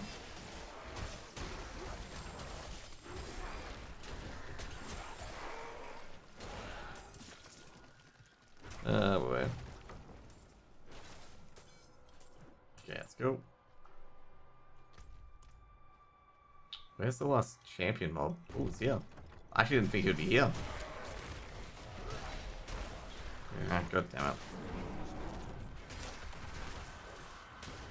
Bastard, like, ruined all my fucking dot damage. I had one time in one of these mobs is that where a blood blister spawned another blood blister. And I'm just sitting there going like, you're fucking kidding me. Like the blood blister spawned another blood blister and it's just like, fucking hell. Like just dealing with it is just absolute pain. Cool. We've got, I believe, Kazra over automation, really? Oh, I guess. That's what we've been fighting. Oh, I just realized I'm only level 56.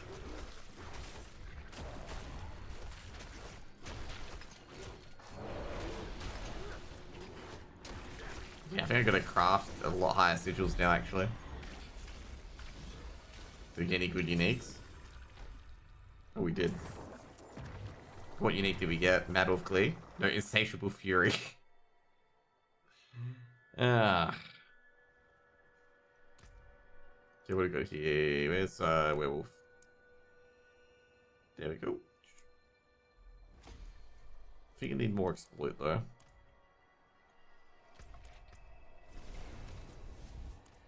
Yeah, I can put the Insatiable Fury into the bank, but the Insatiable Fury is not very good for me.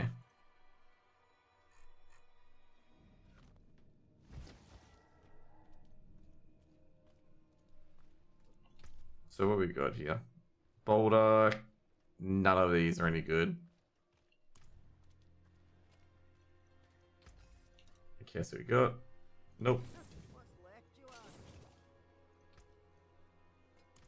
So, let's go check the stats, just in case the stats are good. No, that's a Wolfnator. Also a Wolfnator.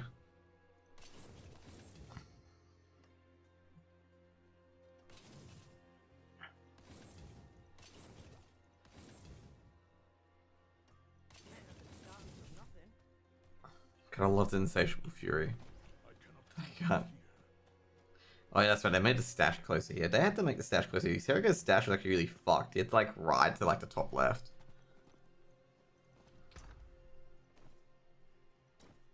There you go. Let's just add the stash tabs.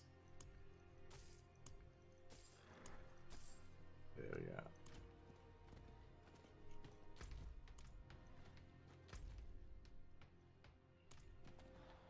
Should we do all the story seasonal stuff? But I don't think, not yet.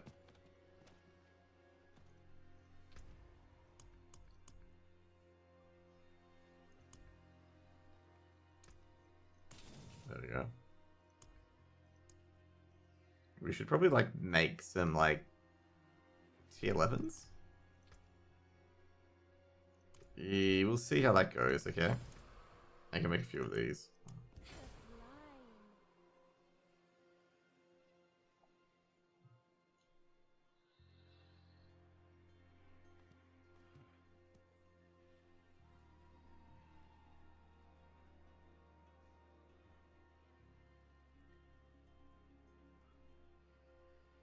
Steadfast Barracks. Oh dear, we got a 15.